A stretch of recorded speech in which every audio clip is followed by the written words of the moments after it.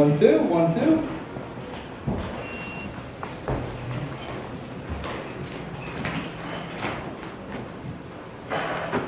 1, 2, 1, 2.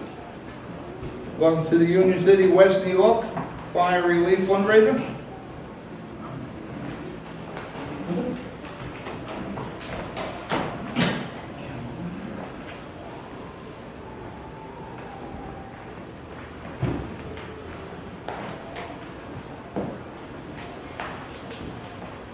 One, two, 1, 2.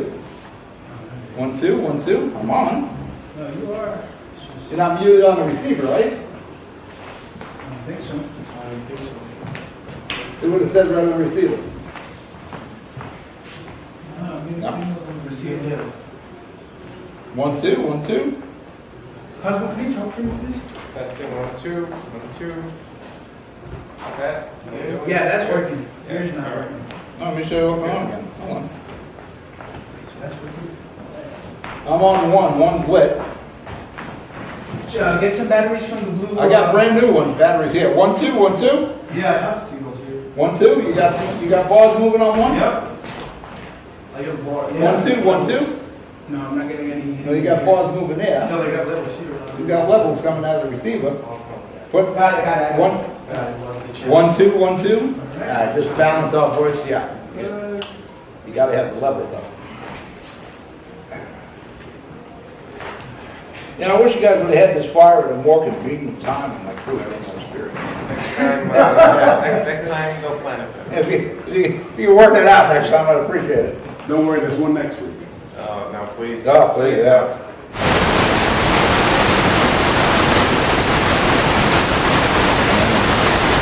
I'm all about helping, but let's do some other things we can raise funds for. Now we're ready. We're ready?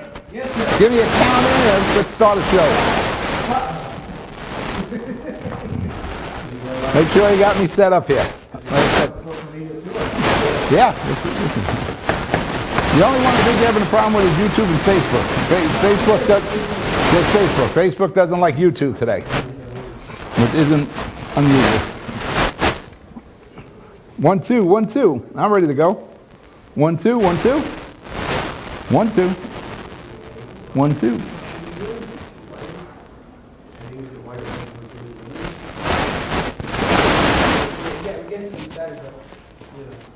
It might be because of. Give me a different pack. Yeah, different kind. Give me a different pack. It's 4. Shut off 1, put 4 on. Sure. If they don't make you sound good, then we got problems.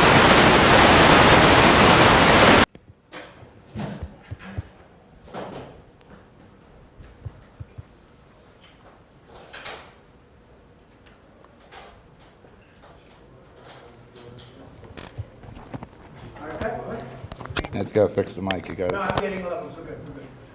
you gotta just fix that mic. You gotta put it wrong with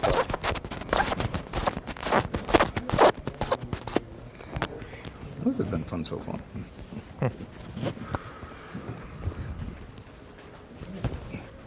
I'm ready to go at any moment. Let's go. 1, 2, 1, 2. Yep. Let's get a show going. All right, 5, 4, 3, 2. Hello, I'm Pat O'Melia, and welcome to the Union City, West New York Fire Relief Fundraiser. Please donate what you can. Forgive our tardiness here. We had some technical difficulties. That's the enjoyment of doing live television.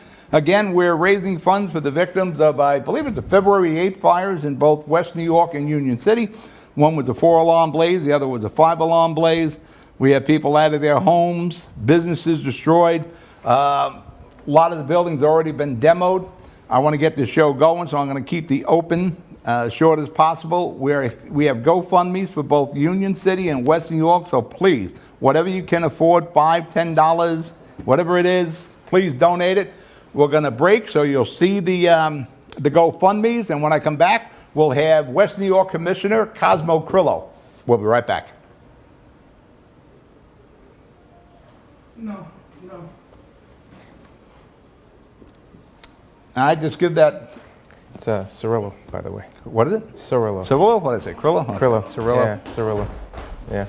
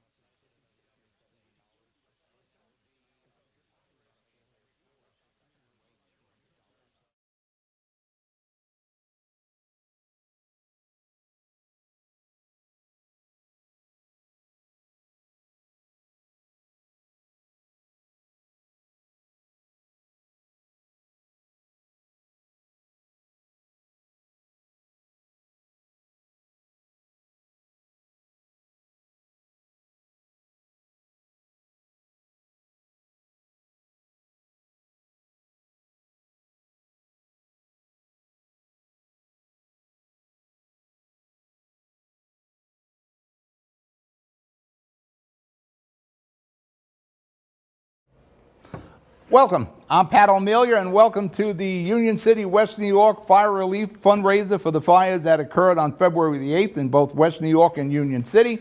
The terrible fires. One was a 4-alarm, one was a 5-alarm. People have lost their homes. Businesses were destroyed. It was so bad, most of the buildings are now demoed.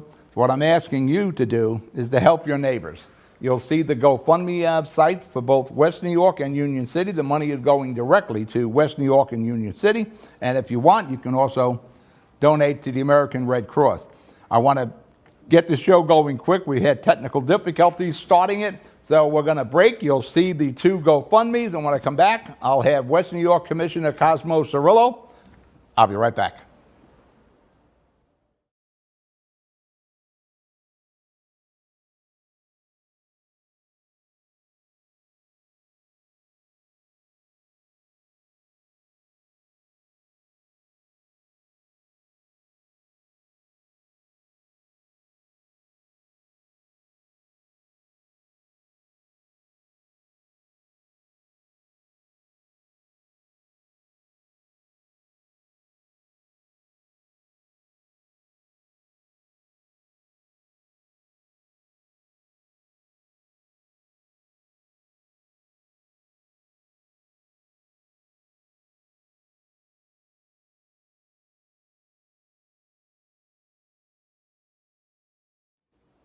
We're back. You're watching the Union City, West New York Fire Relief Fundraiser for the fires on February the 8th. Please donate whatever you can, $5, $10, whatever it is. Our first guest is Cosmo Cirillo, which I was pronouncing your name, and I've known you for years and years wrong. Welcome. Thank you, Pat. I appreciate it. Thank you for having me on, and I appreciate what you're doing here for the victims, not only in West New York, but also in Union City. And anything we can do to help, and I appreciate everybody who's participating in this and the patience they've had. First off, you're running for re-election again, so let's get that out of the way real fast. Yes. You're running for re-election. Yes. You've been a commissioner since 2015. That's correct. You came in with Dr. Roque. I did, yes. Who, So I first ran in 2015, I ran for re-election in 2019, and now I'm seeking my 3rd term on the Board of Commissioners in West New York, now on May 9th. Now, you ran originally in 2011 with Sal Vega. No, I didn't run with Sal, I was a supporter of Sal. You were a supporter of Sal. He's actually the one that got me started in West New York Town Hall when I was an intern at 16 years old, and gave me a lot of the opportunities I had there. Oh, that's a Brian Stack story there. He was interning, he was in Union City, I think, when he was in diapers. He was running around at City Hall. Oh, I wanted to mention that in 2011, I was part of knocking Sal Vega out. And I like Sal, but I was with Dr. Roque. We all have our choices. Then you ran with Roque in 2015. I did. How'd you get along with the good doctor? Good, very well at the time. You know, we had a good team that included Margarita Guzman at the time. And unfortunately, things didn't work out with that team. We decided to do something different in 2019, and that's the team that we're currently have in office until May of this year. Now, for whatever reason, you decided to go out on your own. You didn't want to run with the establishment, I will say, of Albio Series. Oh, you've had a friendship with Albio, right? You've known him for a long time. There were just a lot of differences that we could not overcome. And I thought West New York needed to be taken in a different direction. I have 4 great running mates that believe in the direction we want to take West New York, which is forward and not backwards. Obviously, I believe in democracy, and I've said this over and over again. Whoever wants to put their name on the ballot, it's a great thing for the residents because they have a choice. So we're giving people the opportunity to voice their opinion and have a choice on May 9th to what direction they want to take West New York in. Are you campaigning differently this time? Oh, we're doing the same thing we've done in the past. We're going door to door. We're taking our message directly to the voters of West New York, regardless of what the supporters are for each, myself or the other side. It's going to be ultimately the people that live there, that are invested there, that have homes there, that are going to make this decision on May 9th. And those are the people that I'm communicating with the most. Those are the people I'm knocking on doors for and spreading the great message that we have for our team and what we stand for. All right, let's get the campaign stuff, but then with that, let's get to what happened here. Yep. On February 8th. Take me through that. You must have got some phone calls. Yeah, so it started very early in the morning. It was about 4:30 in the morning that I got my first phone call saying that there was a fire up on Berghain Avenue. I got a couple right after that, between 10 and 15 minutes later, saying it's getting really, really serious. So I jumped out of bed, got dressed right away, went over there, saw the flames immediately as I was coming up the block towards Berghain Avenue. It was a horrible scene, to say the least. I felt horrible for the families that were there. I can't say enough about the great work that North Hudson Regional Fire did, along with some of the surrounding towns. You know, there was Jersey City Fire. I saw New York Fire Department there. Bayonne, I believe, sent some support as well. So, you know, they did a tremendous job of trying to contain the fire as much as possible in the period of time that they had. And luckily, because of their quick action, they were able to save some of the surrounding properties, because it did catch fire right away. And you can see all of those properties are up against each other, all attached. So had they not acted the way they did, I think it could have been a lot worse than it was. Oh, there's a great fire department. Yeah. North Hudson Fire and Rescue. The day after the fire, what is the town doing to try to help these people? So there were a couple of things. Obviously, the day of the fire, the Red Cross was there assisting. The town had put them up at 515. Good organization. 54th Street. It's a community center that we have to make sure that they were out of the cold and in a safe and warm environment. Some of the families were sent to hotels in order to accommodate them for the time being. I also want to give a shout out to the North Hudson Rotary Club. I have a great working relationship with them. It was a club actually I founded 12 years ago in North Hudson, and because of that I partnered with them to raise some money that was given to the families as well. But I think they have a GoFundMe. So it's not a Rotarians. GoFundMe, it was an actual, so my birthday was recently, and I was actually going to do a campaign event for my birthday, but we turned that into, I spoke to my running mates, we turned it into a fundraiser for the fire victims because we thought that was much more important than obviously raising money for the campaign at the time. So North Hudson Rotary took the lead on that. All the checks that we got from our donors went directly to the Rotary Club, and the Rotary Club is the one that dispensed the money directly to the families. Are there still families in motels, hotels, and There are, yes. hopefully we can raise some money that Yep. they can get their feet back on the Absolutely. ground. For that matter, I'm in the process of starting, I've already started a not-for-profit called Angels in the Ashes, Very where nice. the idea is to help families with young children, keep them in the same community, the same school. Yep. The only thing I got to do now is get the 501c3 paperwork done, but the corporation is set. So hopefully in the future I'll be able to help more. I appreciate you coming. We're running you out of here, but you got to hit the campaign trail. Yes, out there knocking on doors. Hopefully we'll bring you back in the studio. I think Anytime either you'd like. two of my divas, John Highness or Fernando Uribe, I know they want to talk to you about the campaign. So I know I'll see you before May. Yeah. All right, we're going to let Cosmo go. He has to hit the bricks. Kind of wet night to be hitting the bricks out there, but hit the bricks he will. The campaign, I ask you again, please, $5, $10, whatever you can. We still have people in hotels and in shelters. Let's see if we can help them out. Here are the sites.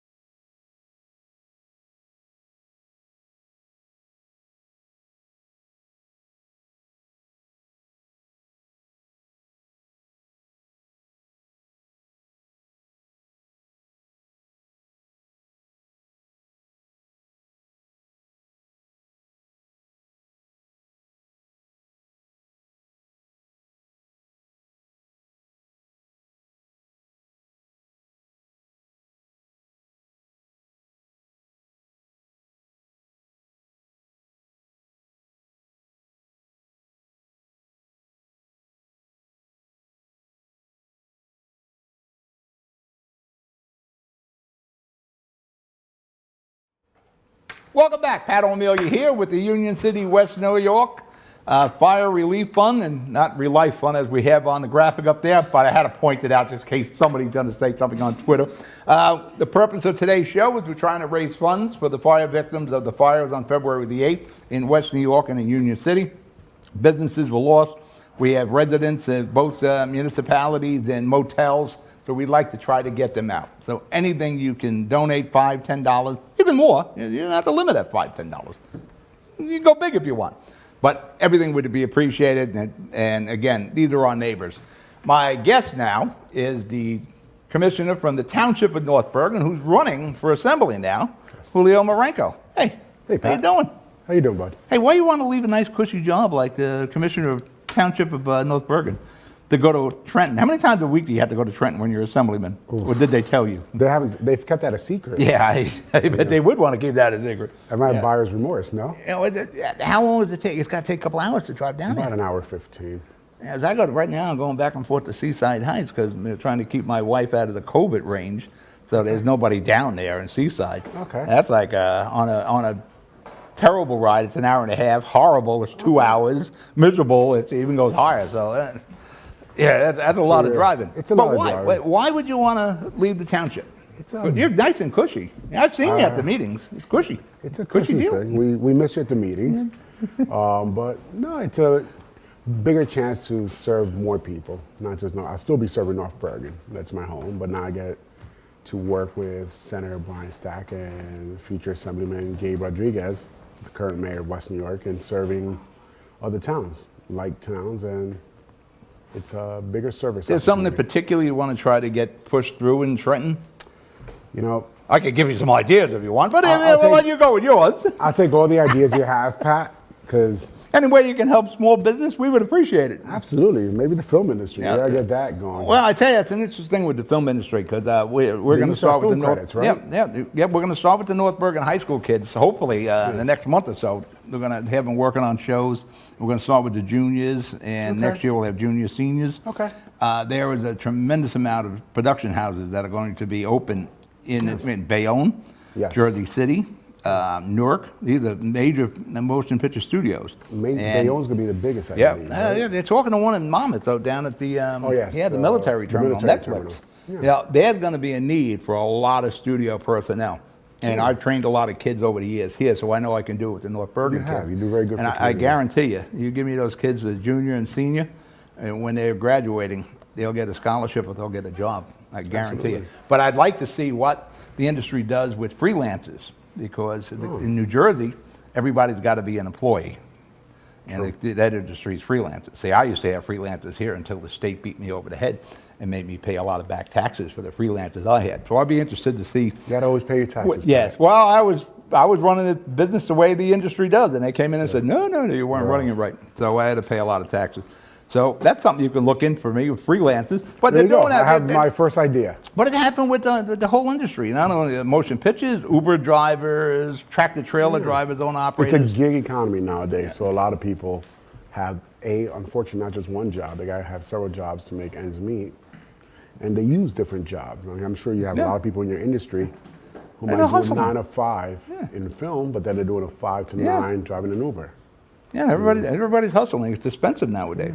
I know people would appreciate it if you could lower the property taxes. North Bergen is pretty good. We are. But when you We get are. into other parts of the state, As that's Revenue not and too good. Finance Commissioner, I'll take that compliment. Oh, are you? Absolutely. Oh, I'm a I Revenue didn't know Finance, that. So I take that compliment, Pat. Oh, all right. So you can do something about what you should try to push is shared services. Yes. Where with all the communities. Well, Hudson County is, and going right to this fire issue, is a very prime example of shared services. Our North With Hudson it. Fire Department, which the men and women of that department worked all these fires and a lot of fires lately, is a prime example of shared services. Probably a huge example for the state of New Jersey. Well, actually, that was a great example of the fires here in West New York and Union City. Another thing would be consolidation, where North Bergen just takes over Guttenberg. Yeah, that's a just great colonize idea. it, take it over, and we'll let like Kearney take We can line up our East police Newark. department on one side and Yeah. West New York, fight it out. Really, whoever do you wins. need, with Gatlinburg's a postage-sized community. Yes. Exorbitant. You know, mayors, council people, because all that is an expense. These are the ideas. You can Those run are- some of your own if you want. I'm afraid you don't live in the district, so I'm very happy about that package. You have some pretty good No, ideas. I'm in Jersey City. I know, that's perfect. I'm hanging out with the pull-up gang and the rest over there. Yes, yes. So you really look forward to being an assembly person? I do. And who's replacing you or potentially replacing you Well, on the right commissioner board? now, the new ticket, the new commissioner ticket for May 9th of this year is headed by Mayor Nicholas Sacco, followed by Commissioner Hugo Cabrera. He's our Parks and Recreation Commissioner. Then our Public Safety Commissioner, Alan Pasquale, and followed by our Commissioner candidate, Claudia Rodriguez. She has a long history of service. She started out in the Mayor's Senate office doing constituent services. She helps everybody and anybody. So a lot of people know her in the community as someone that's been helping them make their lives better. And then, of course, rounding out the ticket is currently County Commissioner, going to become Municipal Commissioner, Anthony Venieri. I've heard of that guy. Anthony? I haven't. He's brand new to the scene, but you know. There's Hope another he does guy. well. Now, see, he's moving from a pressure job to that cushy spot in the township of North Bergen. It's all politics is local, so it's not cushy, you know. And North Bergen, we don't take it easy. We're serving out there every day. So But tell me about your ticket. You're running along with Brian Stack, which Brian Stack, that means you're running current state 24/7. senator, his new district now, the new 33rd, right? Well, the old 32nd, 33rd get merged since he's the senator, it's the 33rd. Mayor Gabriel Rodriguez is moving to the assembly. I don't know that's forward, downward, sideways. I'll let you decide. I don't know. Albio's coming in, and so I got to ask him why he's going back to That's forward, mayor. And sideways. I don't know either. So you see? I go for the cushy. I don't You want go the cushy, pressure so- jobs. all right. I would go for cushy. So what's it like running with Brian Stack? Because he doesn't know any other way to run but full bore on a campaign. You say like Nick Sacco doesn't run full Yeah, bore yeah, either. he's the same. It's different styles. Both same intensity, just different styles. One is, I've explained to people, we use a county committee system very tactically. So we're sector driven, where Mayor Stack uses it more of a shotgun approach. So he's just shotguns into an area. Yeah, at so a it's time. referred to as bazooka with Brian. Blitzrig, as they used to say. It in doesn't history. matter to Brian whether he has an opponent or not. He runs the same way. Run scared. Now you realize when you're with Brian and an assemblyman, you're probably going to have to be on call 24/7, 365. You'll get phone calls. I was expecting 3 25, o'clock in 8. the morning. Brian will call you. He'll ask you want to go on a snowplow with him. You want a snowplow? I Yeah, would he's enjoy done that. He's That's done that. fine. I look forward to that. So you're excited? I am excited about that. Is it a different campaign running for the assembly than for running for the township commissioner? Absolutely. Township Commissioner in North Bergen, we try to touch as many bodies as we can.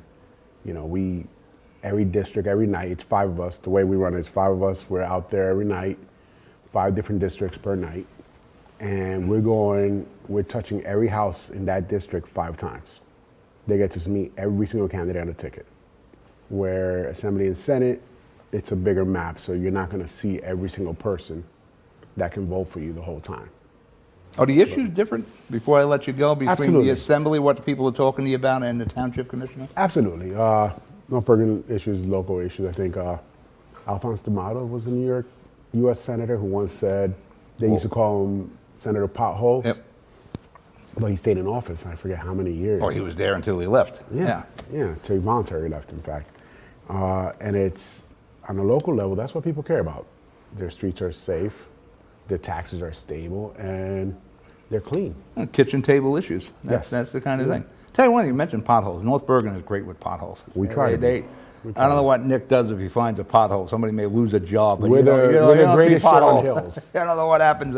Anything we can do at the studio, you're welcome to come in here if you want to knock out any pieces. You keep know, telling people we're great, and we'll take that. I'll do the best I can. All right, that's Julio Marenko. Again, we're going to put the sites up, the GoFundMes. Please, if you can, donate $5, $10, whatever you can. We'll be right back. I was going to say something.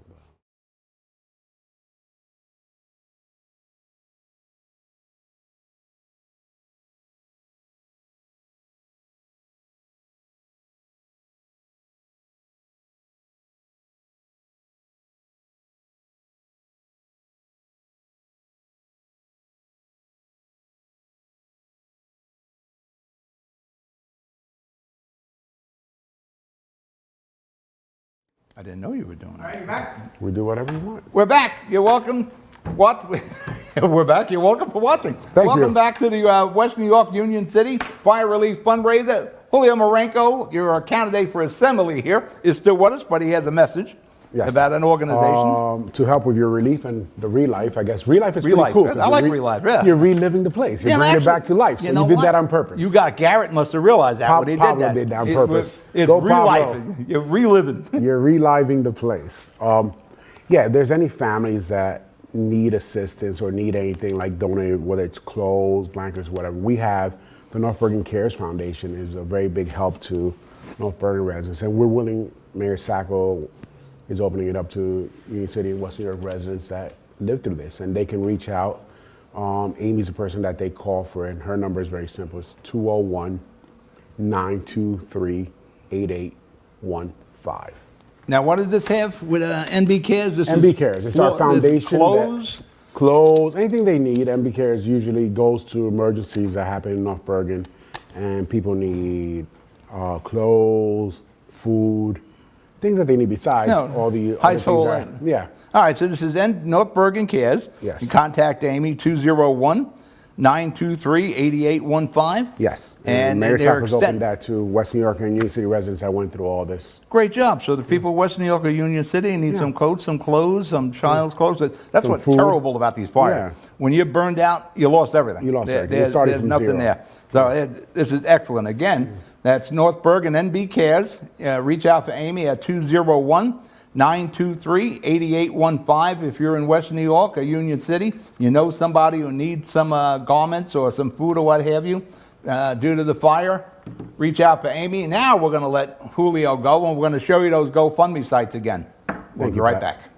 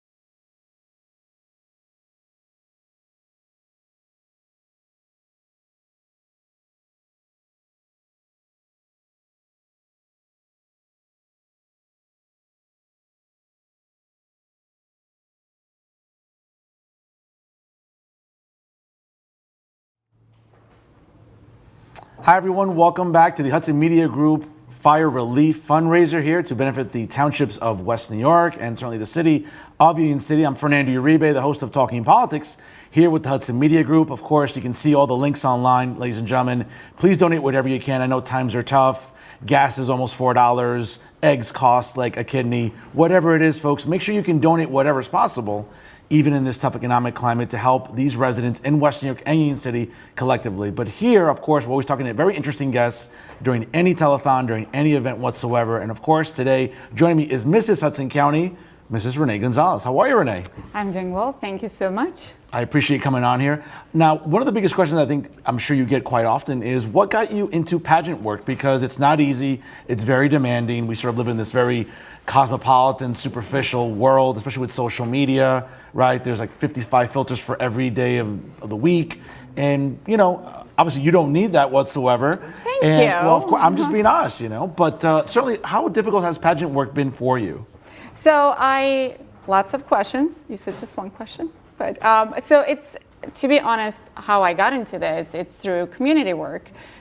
They reached out, the organization, and it's been really exciting. It is a lot of work. The most common question that I get asked is there a talent part? No, there's no talent part, but it's really focused on community work, on how much we get involved in our towns, in our cities, what we do, what we give back to our communities. And to me, that was that resonated with me, and I wanted to be part of this. Now, when we think about, I guess, the stress, the pressure, you know, when you think about participating in a pageant of any kind, right? Whether it be at the international level, national level, local level. I mean, what's been sort of the encouragement from family? I mean, it's very competitive. It can be very, very laborious. What's been sort of the support system you have with your husband, with your family? Have they always been encouraging? Have they been as stressed out as you during this process? Excellent question, actually. So this specific pageantry, what I love about it, it's not just your looks. It's not about looking like a Barbie doll. It's about actually being a real woman and empowering other women. So I'm a mother of 3 and I'm married, and my husband and my children have been extremely supportive throughout this journey. Is it stressful? Yes, because we do tend to compare ourselves to others, especially like you mentioned in social media and all those filters.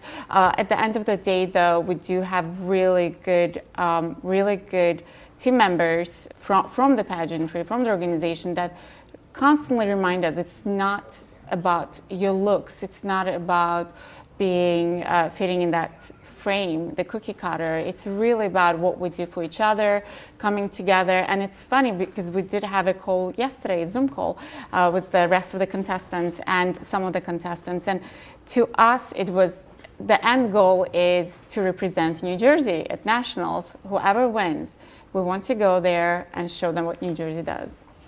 We know that social media has made the world smaller. You have children, obviously. I think now more than ever, there's been such a sort of emphasis about maybe social media being harmful to kids. We have an ongoing problem of bullying.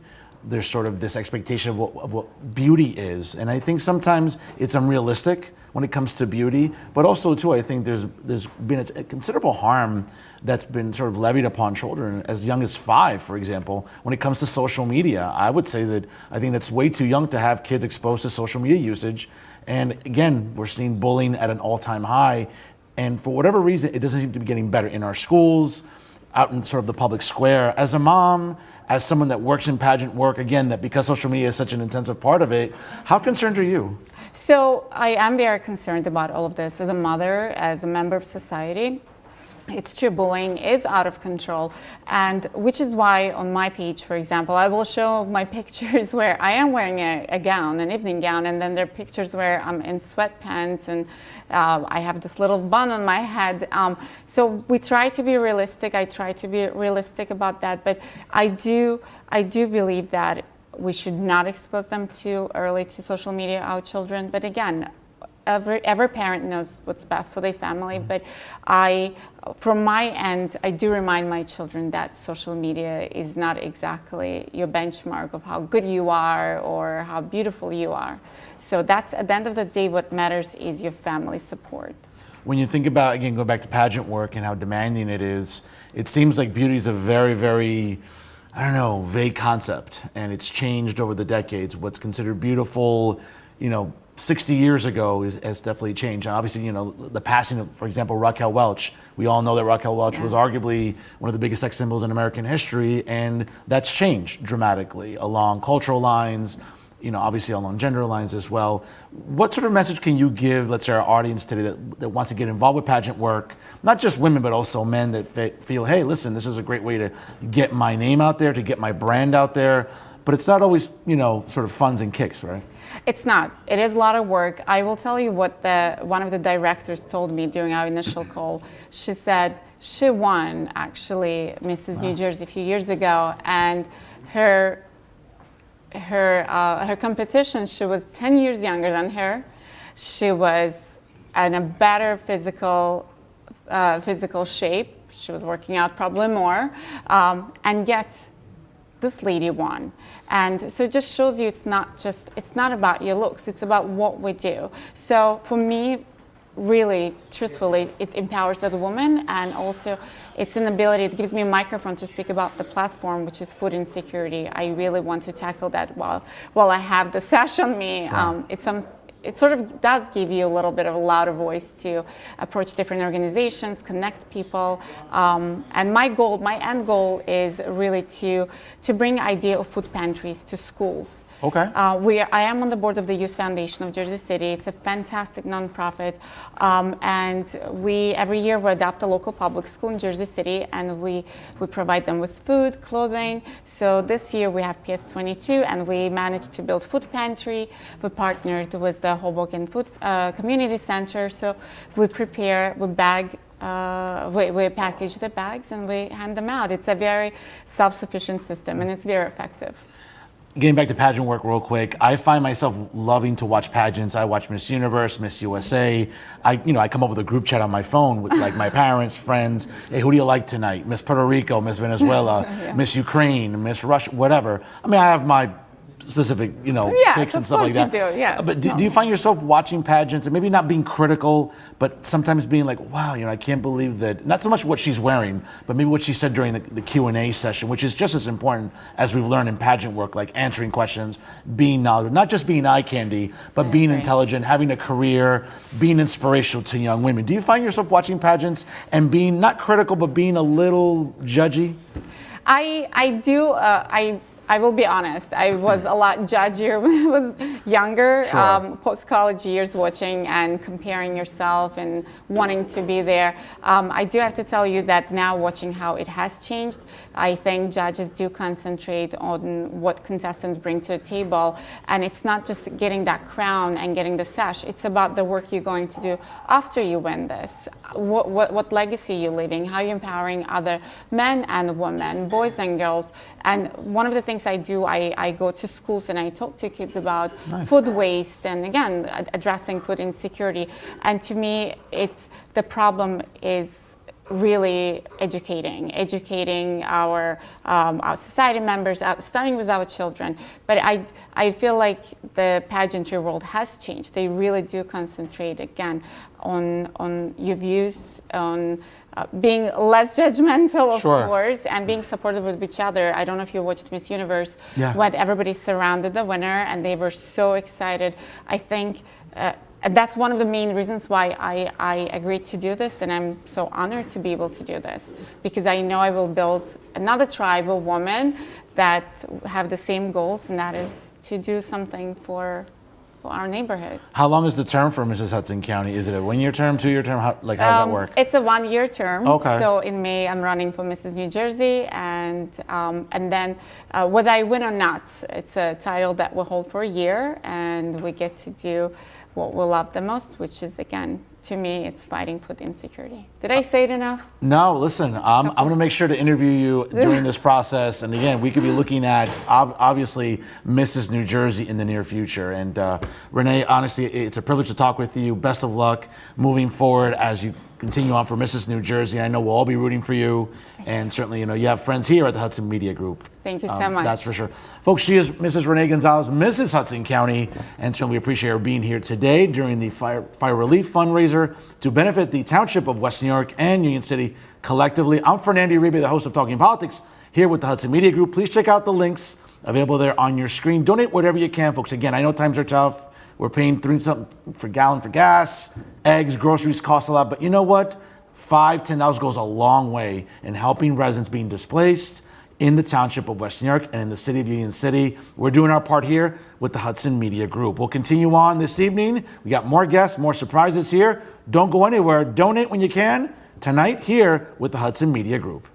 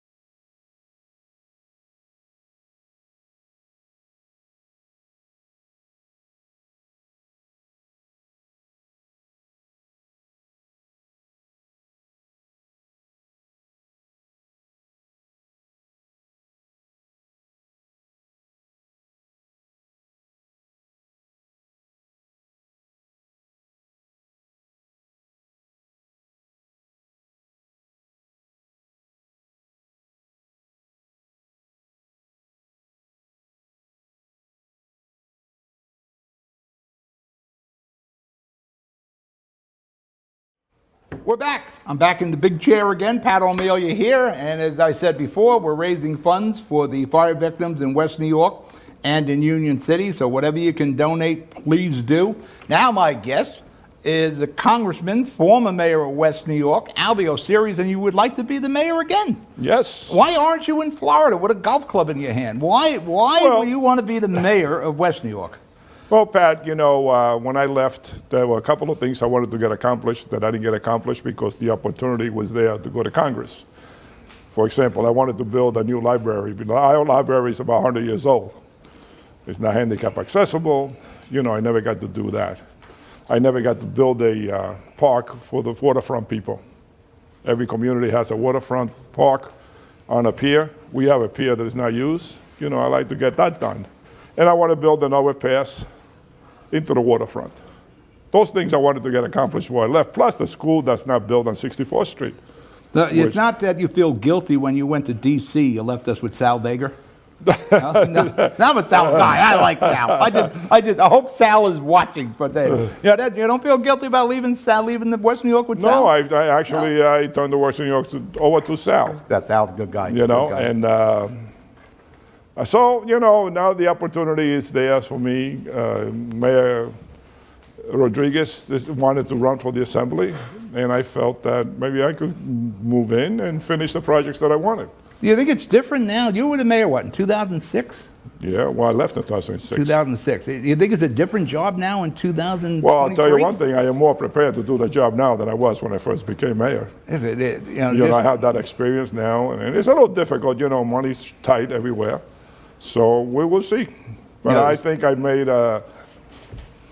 basically a lot of contacts. I know a lot of people, and I think that's going to help me to bring some funds back to West New York.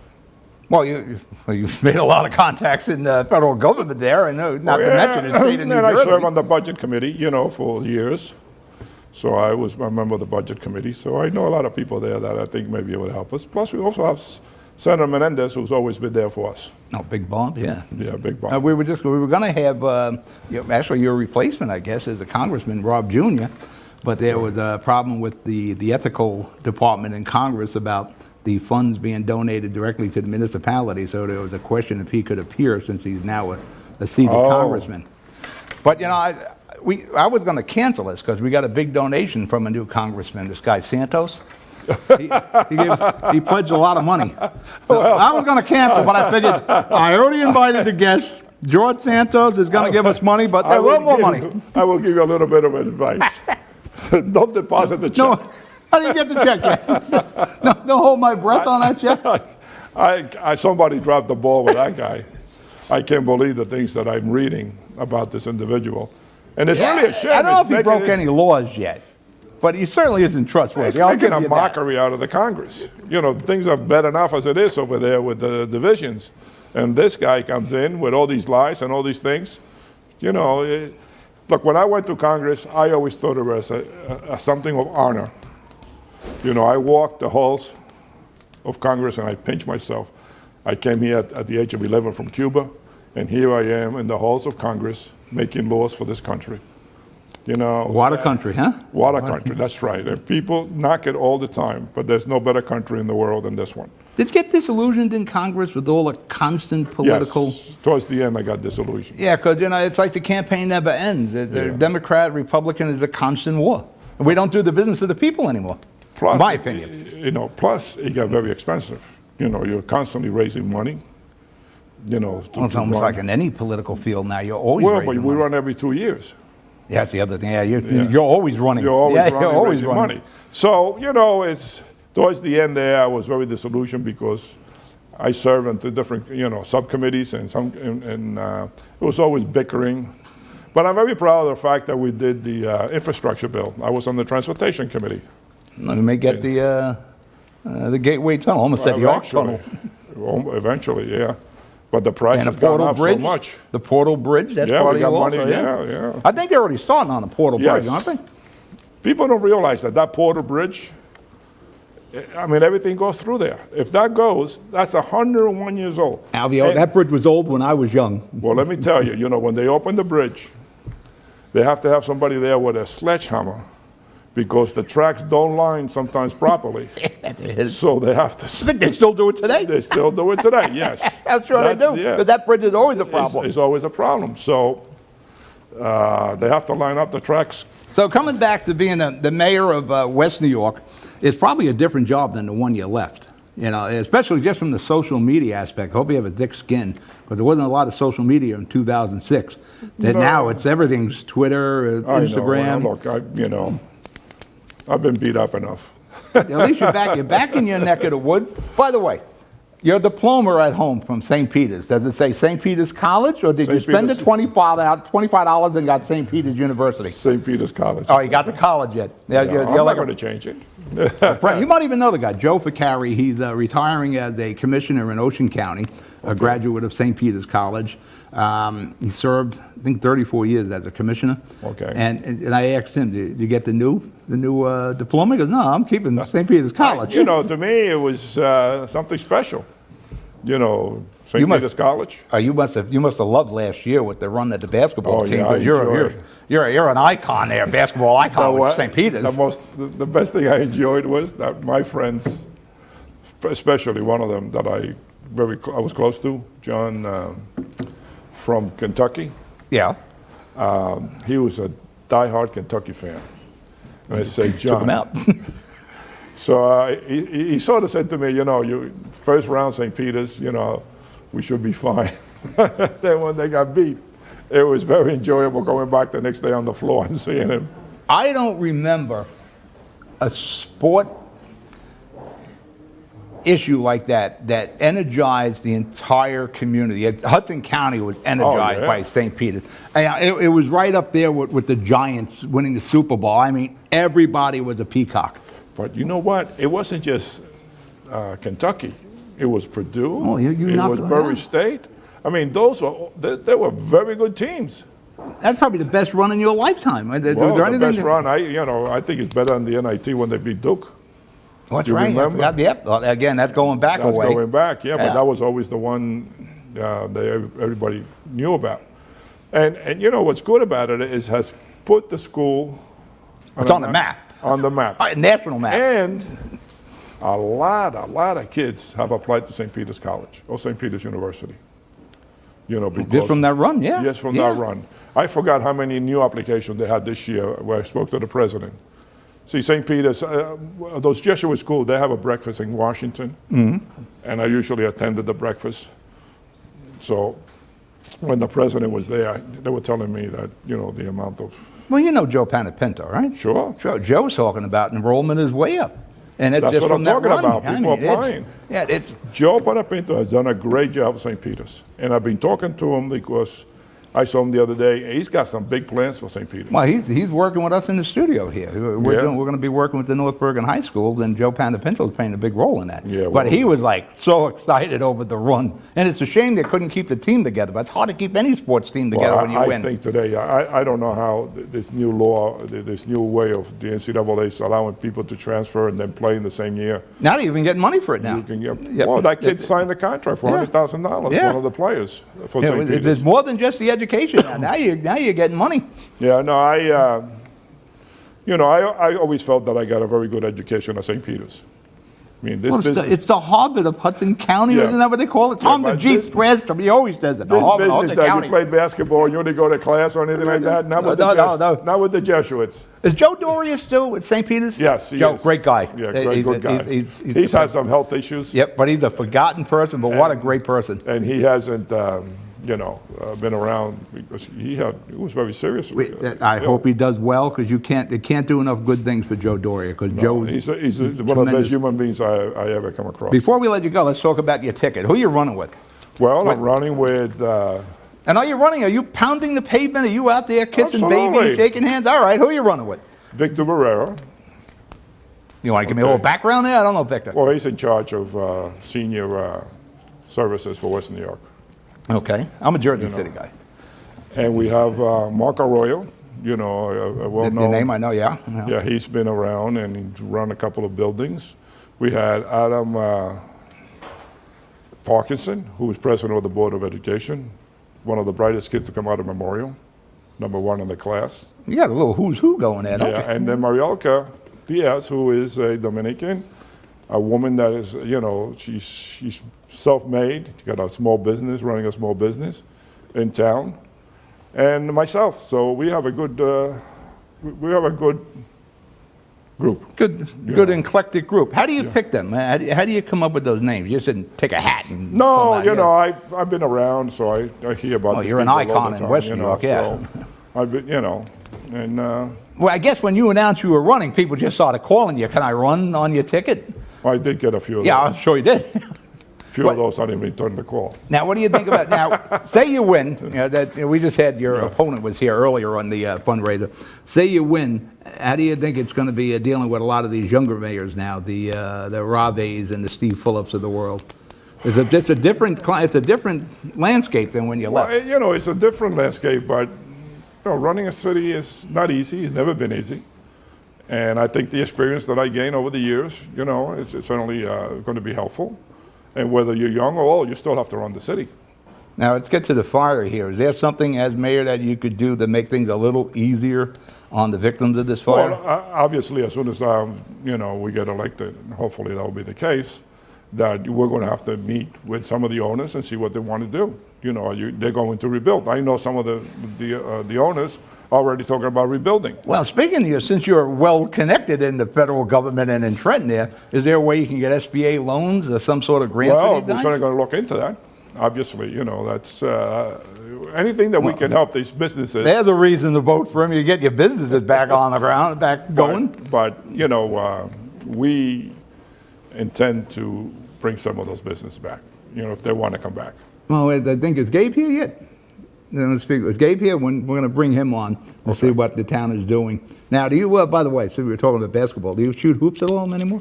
No. Oh, come on. You don't do is just stand? No little jump I shots, play fade some away? golf. I play some golf. You know, I had a knee replacement. Yeah, I got to get 2 of them myself. Yeah. How's that knee replacement doing for you, by the way? it's great. Great, yeah, you're the only one that's ever said that. Everybody said, oh, it's good. Then there's that butt comes in. But the butt comes. I mean, I have no real issues with it. Yeah? I How long have ago did you have it done? almost a year now. Yeah? Yeah, How long did it take you to start walking again? not long. You know, I was working pretty quickly. Oh, let's plug your surgeon. Who did the job? Well, I got that done in Florida. Oh. That's why I'm surprised you're not down in Florida. You should grab Well, that no, golf you club. know, it's Grab that golf club, go down there. look. You know, I just can't hang around the house. You know, I have to be active. Well, you still got your health and all. Yeah, I've been active all my life, and I just felt that this is a good thing to continue to contribute to West New York. I mean, this is a town that took care of me. You know, I want to give back to the town that took care of me. I mean, people were very nice to me when I was growing up in West New York. How's the response before I let you go as you're walking around campaigning? Oh, it's been great. You know, people are very happy that I'm coming back. So you can go home again, it looks like. Oh, I hope so. Yeah? You know, people are very enthusiastic that I'm coming back. All right, we'll let you go. We got some donuts over there. You can hit a donut or 2 on Do the you way think I out really here. need a donut? All right, we're going to come back with the mayor of West New York, Gabriel Rodriguez.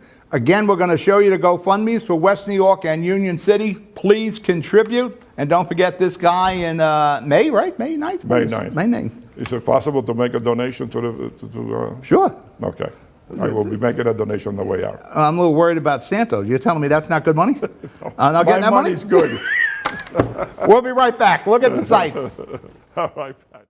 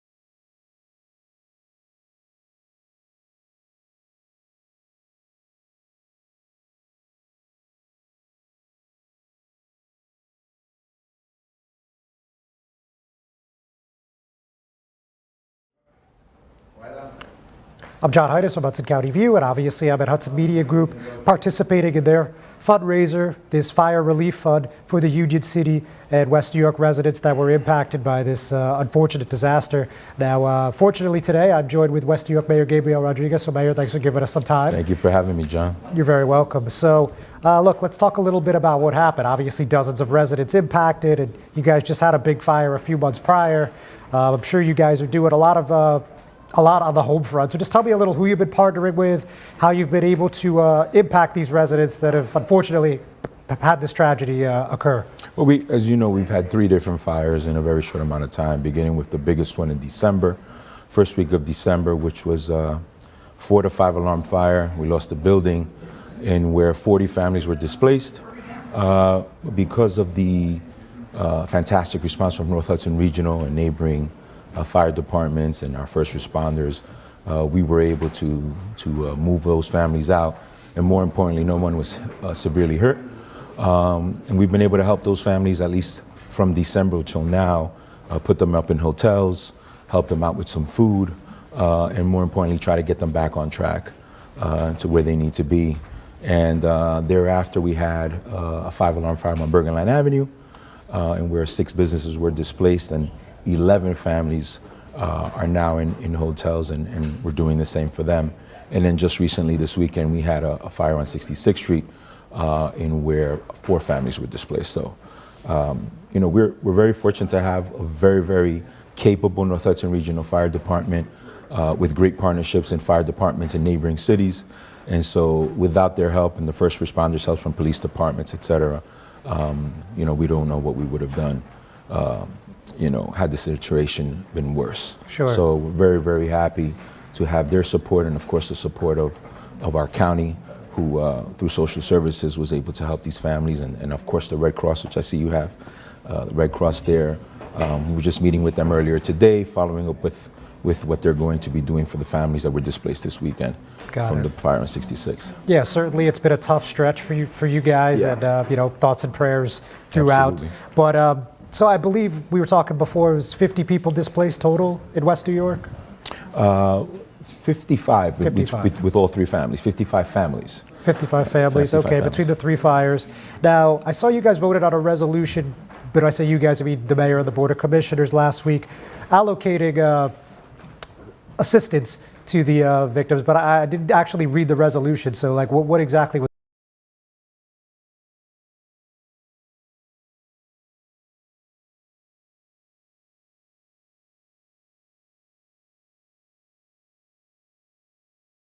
hotels.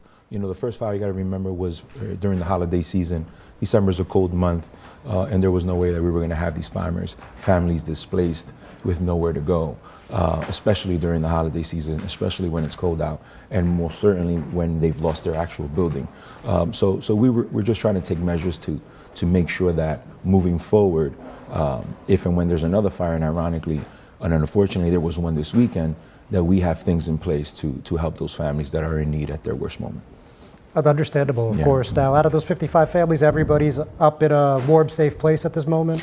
Yeah, we were able to put almost all 40 families in hotels. Not everybody chose to go there. And the good thing is that we've been helping them look for housing thereafter their hotel stay, be it by applying for public housing if they qualify, helping them with Section 8 vouchers if they qualify, and in general just helping them look for new apartments if they don't fit those 2 other criteria. Got it. Okay. Now, obviously, again, that's quite a stroke of bad luck, the 3 fires in, 2 months, 2.5 months, whatever. Correct. But do we have any indication of how these fires started yet? I mean, the arson unit, as you know, is the one that takes care of that. They have inspectors who are professionals who look into these types of things. They're an ongoing investigation in terms of, December was not that far out, so to my knowledge, they're still investigating that fire. And clearly the one on Bergen Line and this recent one from the weekend is also under investigation. But I think the biggest one at this point is still in investigation, and that was in December. So Got it. we don't really have indication on causes and things of that nature. All right, There's just- speculation, but Right. They're still working on it. All right. Understandable, not unexpected. Now, this 5-alarm fire that had all this attention because you had some of these staples on Bergen Line Avenue Sure. go down. I mean, probably the most iconic one, Sal's Pizzeria, right? Right, of course. And We I just know- renamed the street after Sal's a couple of months back. Sal's is absolutely a staple in West New York. Most people will claim it to be the best pizza in town. I don't disagree with that completely, but it's an old family who's served this community for many, many years through their store, through their food. And so for them to go through this horrible fire is horrible, but they are a strong family. They're going to be coming back slowly but surely. But it was absolutely a very difficult fire. The smoke, you could see it from Manhattan over the Hudson River. And you got to remember the types of stores I think really caused that. It was a cell phone store, nail salon, beauty supply store, and a smoke shop. So all those things create massive amounts of fumes, and so I think that's why people were so taken aback with the smoke. But it was overwhelming. It was overwhelming. But luckily, nobody was hurt. And again, my respect and my thanks to the North Hudson Regional Fire Department and all the fire departments that came to help us that day. Because as you know, there was a fire down the road on 10th and Bergen Line in Union City. So Sure. it was a very difficult day for first responders, but they were outstanding. Outstanding.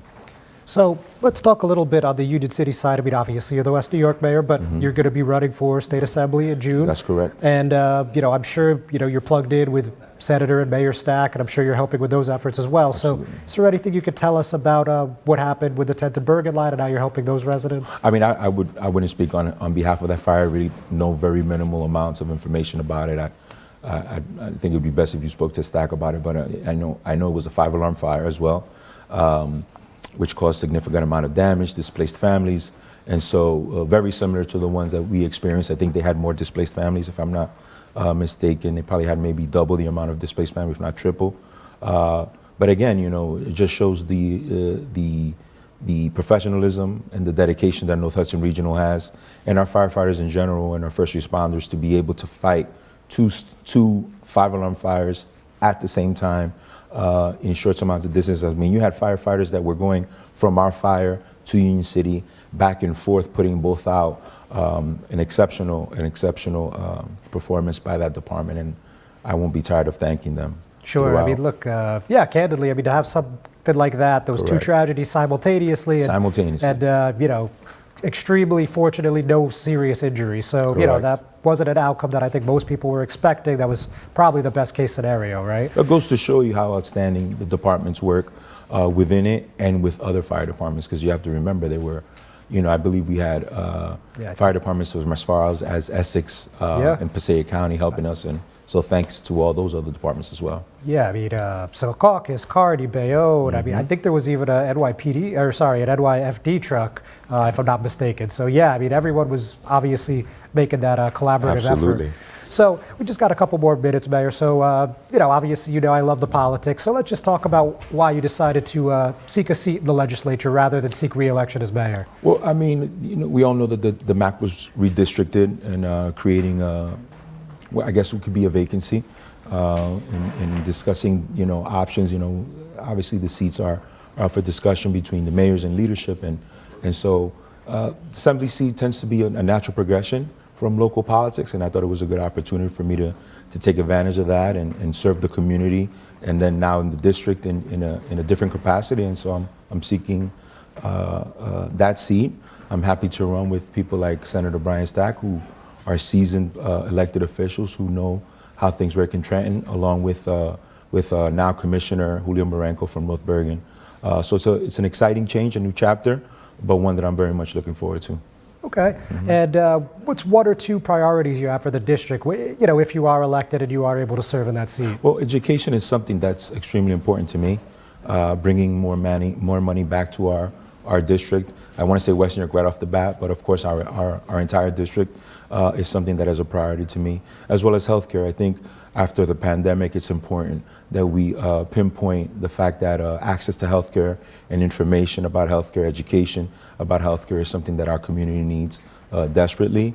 I think the pandemic was proof of that, and so those are some of the things, of the many things that I'm looking to see and how we can bring more funds back to the district. Okay.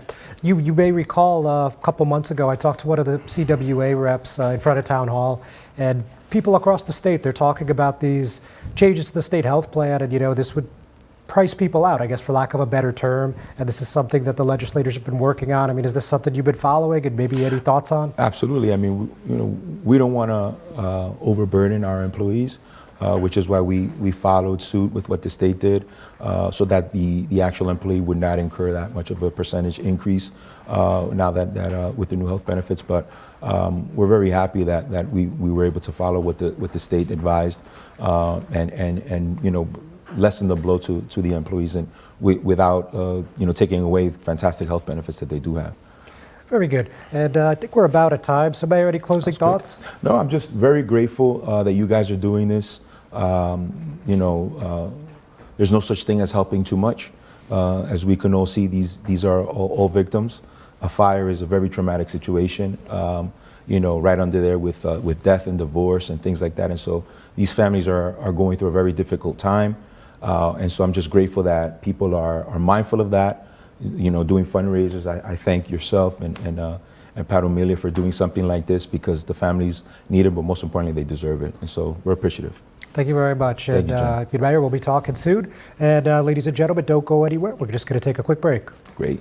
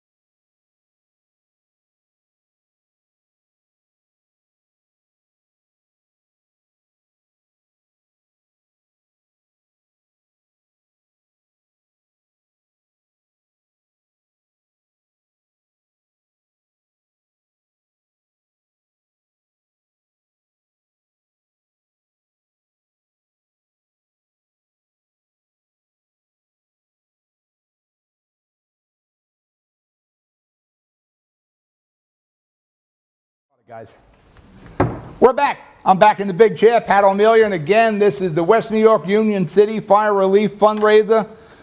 Please donate what you can. You just seen John. You just had Mayor of West New York, Gabe Rodriguez. You've seen Albio. Now I'm personally going to interview two of my studio divas, John Hines, Hudson County View Live, and Fernando Uribe.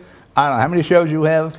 Six, Too seven? many. Too many. Yes, too many. Remember, Too many. I'm the weapon of mass disruption. By the way, you mentioned you're in the top 100 Latinos. Yeah.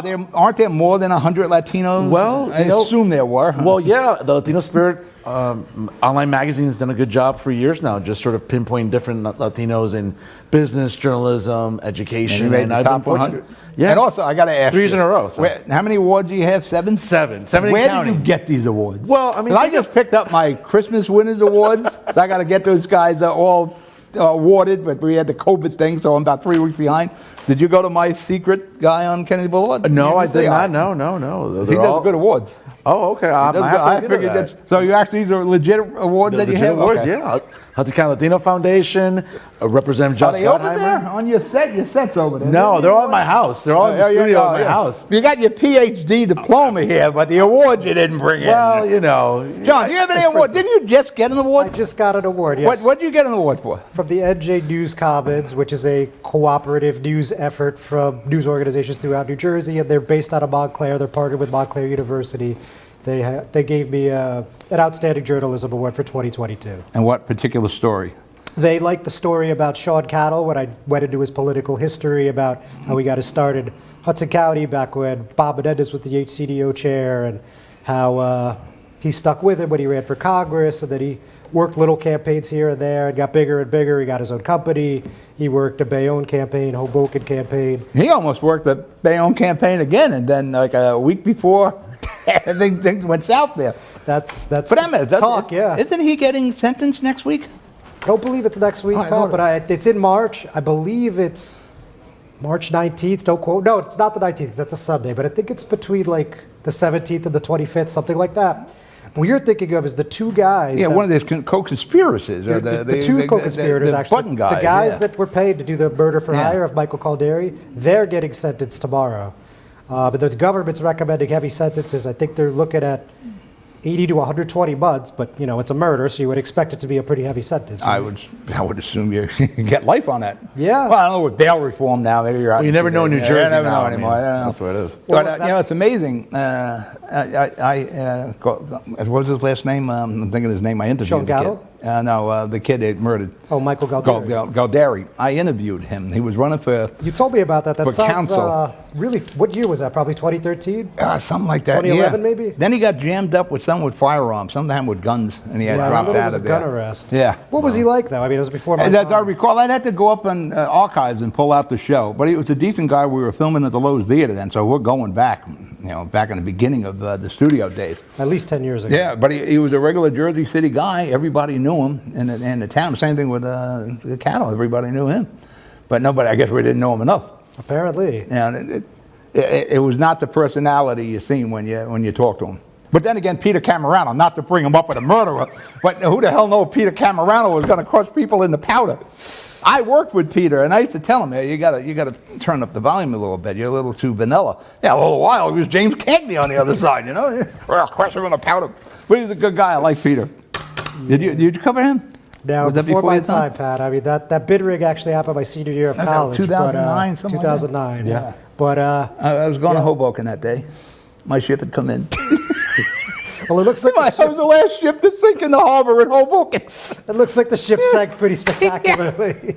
I was going that morning to meet with Peter Camerano. I was going to do the Hoboken TV shows. Now, me and a guy from MSNBC were going to meet at City Hall. And I'm taking my daughter to work that morning. I went to get coffee and a paper. I get in the car, and my daughter's like, Dad, I don't think you mean. You know what I mean? And then I look at the cell phone. They were on cell phones like they are now. I was like, oh, did my cell phone's blowing up. And then my ship was the last to sink in the piers of Hoboken. That was it. So I had go back to work, you know? That's quite an unlucky turn of events. Yeah. What made you decide to go on your own with Hudson County View? You were with the Jersey Journal for a while. Did they fire you, send you out So I before wasn't you won fired. awards? And, you know? I wasn't fired, but what happened I have was- no awards. Oh, no, I got one from the Kiwanis Club and Fate. I should bring them out. But you're the leader in independent media, Pat. I'm going to get some more awards. All right, there you go. Once I give out my Christmas awards, I'm going to go and make some up. To answer your question, I wasn't fired, but they Did I ask one? what they used to Okay, all right, yeah, all right, go ahead. You donated money? All right, donate money. Go ahead. what they used to do. Margaret fire you? I wasn't fired. What they used to do. At least when I was You there, need a career which change? was 2011. What's in the coffee here? What's in the coffee here? I Are you mean, doing an Irish coffee and not inviting No, us? I'm trying to be light. some Baileys? Well, here? wait for Jim McGreevy. I can talk about Irish coffee, yeah. definitely. McGreevy can't find his way to friggin' North Bergen. He made a wrong turn in Irvington somehow. Wow. That's what he said. Sad. Anyway, so they used to do 9-month internships, and I was hired as an intern. It was paid, but you know, and at the 9-month mark, they would assess if they were going to bring you on or not. And as you know, there's really not. Guess they didn't bring you on. They didn't bring me on. So my internship ran out, and you know, I just felt that there was still a lot of work to be done here, and I felt there was an opportunity. So, I mean, that's the long story short. I was like, I'm going to take a chance, and you know, it's been 9.5. Oh, Yeah, I'm getting saying, right, yeah. close to 9 years. It'll be think, 9 years in June. I remember contacting you when you were covering West New York at the time with Roquet. Yeah, Yeah, that's yeah. actually funny enough, Pat. The first person that I met in Hudson County politics in my whole life was Felix Roquet, and it was with that woman. I don't know if you remember this. It was 2011. She was doing that hunger strike at the school. And, Vaguely, yes. And I went to they sent me to the school, and I met Felix Roquet for the first time. And as you know, he's a pretty unforgettable character. Yes. I produced his TV show. I worked on a campaign in 2011, and I knocked out my buddy, Sal Vega. But it was business. Yeah. It sounds like the mafia. It was business. Nothing personal. Yeah, It's just, that- you know, that's business. just knocking you out. Yeah. Best for Speaking of journalism, you're going to have lunch with Moran or something like that? No? With Tom Moran, Yeah. I don't know. It seems Whew, like, he ripped you. well, I mean, I think for everybody that saw my response this I think he even questioned your awards, didn't he? well, it was funny because I guess he takes exception with, you know, the way I sort of use my intro. I mean, I'm a big pro wrestling fan, Pat, so I love to sort of cut this You realize inflammatory. I started in the media with pro wrestling. Yeah, I just like this sort of inflammatory intro and promo work that I do. And it was interesting because this past week when Tom Moran decided to call me out, and we all know, listen, we all have opinions about what happened with the interview I did with Amy DeGees. We know David Cruz did another one later in the week, and that's fine. Whichever one you like is your business. My point is that, you know, when I interviewed Amy DeGees, and that was the first exclusive, I interviewed her the way I felt best. And I still talked about Jersey City things. It wasn't just about fixating on her legal troubles. It was about, listen, you're still a councilwoman. What are you going to focus on? Because you still have a term to serve. She's not going to resign. And I guess people are always going to have something to say in Jersey City, Hudson County, and in New Jersey. Tom Moran took exception, which is fine. You know, if he wants to call out her privilege, for maybe not having a more punitive sentence. And that's She got charged with what she got charged and convicted of what she got convicted. But it seemed like, you know, journalists, more like propagandists masquerading as journalists like Tom Moran and others, felt that it wasn't punitive enough. And I just said, listen, that's what the law said in Essex County. That's what the judge imposed. And that's it. Now, again, as I talked about it this week, for Tom Moran to be ridiculing someone on privilege is gold, because this is a guy who got away with smothering, basically getting into the space of the Hudson County prosecutor, Esther Suarez. Now, again, we all know how he went after her during that period of time, I think, Yeah, in remember January he of 21. grabbed her or something like that? Well, he grabbed her, supposedly grabbed her arm. Put her in a headlock? Well, I don't know about that. But the point is, it's like, I just found it rich that this is a guy who, if this was me, and listen, and I don't ever like to get into identity politics stuff, you know, but being, with my complexion and having my name, if I would have done that to a woman at a political event, I would be in jail. What part of the name? Fernando or the Well, Fernando Uribe. All right. And the fact that Tom Moran faced no legal action whatsoever. Sound that like she a chose- Mets shortstop. yeah, Fernando Uribe. Juan Uribe and Jose Uribe, yeah, coincidentally with the Giants, right? And the Mets too. And the fact that Tom Moran didn't face any legal troubles, the fact that she chose not to press charges on him, I mean, if that was me or John that did that to Esther Suarez at a political event, Pat, we'd be in jail. Was it wise to open the interview with saying that you're friends Well, again, I think that My best friend. well, I mean, listen, I started. Kind of takes the edge off the Well, no, interview, I said you it know? this way. I mean, I've known Amy for some years, and what's interesting is people are going to have their opinions. I've never asked her dad for a job. I've never asked her for a job. I've never asked the ACDO for a job. The closest collaboration I've had with the ACDO is they donate to my Is that breast because cancer. you knew what the answer was going to be, or it just Well, didn't no, want to I answer mean, the job? listen, the closest collaboration I do with ACDO is they donate money to my breast cancer event every October. That's it. I don't have anything to do with ACDO. I'm sure Amy's gotten a lot of flack over the years for being on my podcast, being that I'm a very unapologetic conservative. She chose not to listen to people. She might be one of the few Democrats on your podcast, no? Regularly? I mean, I interview a lot of people. Yeah, sure. And the fact that, she chose to stick with my podcast all these years, my rationale is I'm not going to just dump on her like everybody else is. I'm going to interview her, and I'll be, I think, a gentleman about it. Now, if you didn't like it, I mean, Tom Moran didn't like it. Others on Twitter didn't like it. Matt Friedman from Politico didn't like it. That's all well and good. Go interview Did the her. media go overboard with Amy, looking into parking tickets? What I thought was funny, because you're in the Heights, right? I am. I'm in the Heights. She got 29 tickets in 15 years. Any one of us in the Heights would sign up for that in a minute. That's like less than 2 tickets a year. Yes. She grew up on New York Avenue. Yeah. You get a ticket once a week just because you grew up on New York Avenue. They mail it to you in the house. Yeah. You've got 29 tickets, 15 years. And also, the things with, whatever financial issues, I never counted anybody's money, but I just didn't see that, how that was part of the whole story, the part of the narrative of the, the hit and run. I just, how much were you going to pile on? Well, look, I think the point, and look, I could only speak for me, obviously, but I never wrote about the parking tickets or the housing. I didn't think that was relevant. But I did write about one of the unpaid bill situations. And obviously the Hoboken tow story started with me. And they're not getting towed? Oh, did she try to use anything possible not to get towed? Nobody else would have done that. Please. You would do everything possible not to have your car towed. Mention names, I would have mentioned Santa Claus. My buddy Jesus, I'm going to be with him on Saturday. I throw You know Jesus? Yeah. I know him too. I mean, I throw out PBA cards if I can to get out of a ticket. I mean, I got reams of PBA Sure, cards. yeah. I would have been throwing them out like a decker. Here you go. Who the hell is not going to try to talk themselves out of getting their car towed? well, once the tow is there, I've never heard of them not towing anyone, regardless. If it's whether on the Hoboken, truck. Jersey City, Bayonne, I don't know, East Rutherford. Once the tow's there, I feel like there's nothing to argue. I think once it's on the truck, you got to shout at it. Once it's on the truck, you're done. But I would have done everything possible. Yeah. Mention names. I would have been talking Bill Clinton. Bill Clinton. Come on. I would have done everything to get my car towed. But Pat, the bigger problem of those two, I mean, I'm sorry to interrupt John, but I mean, I think that the thing is also too is the piling on, which I chose not to do. And I was very emphatic about it on social media, on all my shows, because I didn't feel that was correct. Now, again, I'm not saying, if people want to do that, that's their business. And the vitriol that she faced on social media, I think it was extremely hyperbolic. I think it was unnecessary. Again, that's me, but when you're in that sort of position, in that spotlight, unfortunately, that becomes an inevitable reality, though. But when they had the rallies and all, when you got a city of 260,000 people and you got like 35 people at the rally, not everybody had the same feeling that she should be run out of town, she should resign and all. That's what I took from the rally. If you had a couple of hundred people there, it would maybe have been different.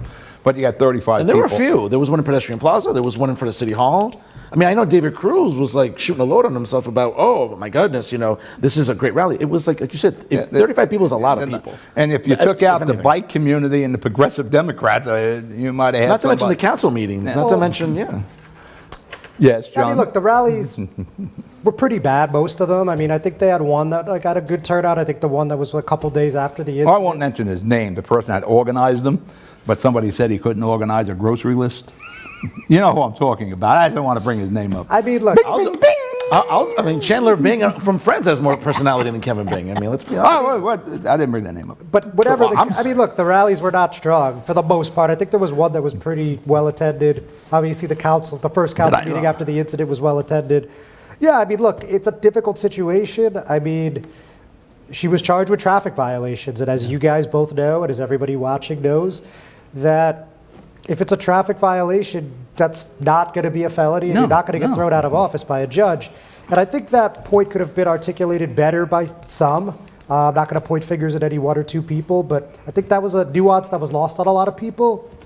And if you actually looked at the statute and you listened to what the judge said at the hearing, and if you listened to what counsel said for both the government and for Amy at the hearing, this was actually one of the stiffer penalties that could have been handed down. I mean, the only thing that was really up for negotiation was the fine.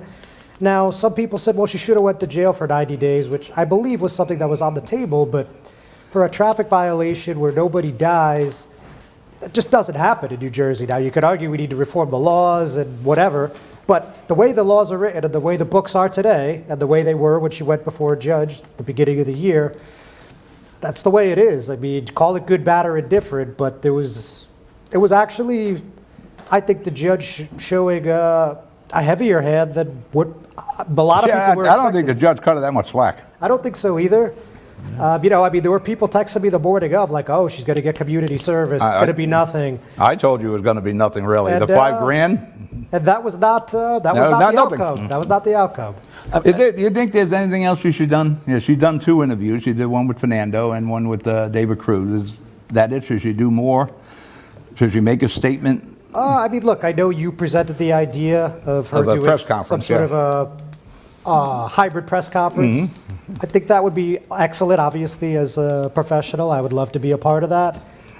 Given the fact that that hasn't happened yet, I'm going to assume it's not going Now, why to. did you say like professional almost in quotes when you looked at me? You know? Well, because- why did you just put your fingers up like that? Well, what I mean is this. As a journalist, I would love to see it, but looking at it as just a guy who loves politics, after the David Cruz interview, I don't really think there's anything left to prove, to be perfectly honest with you.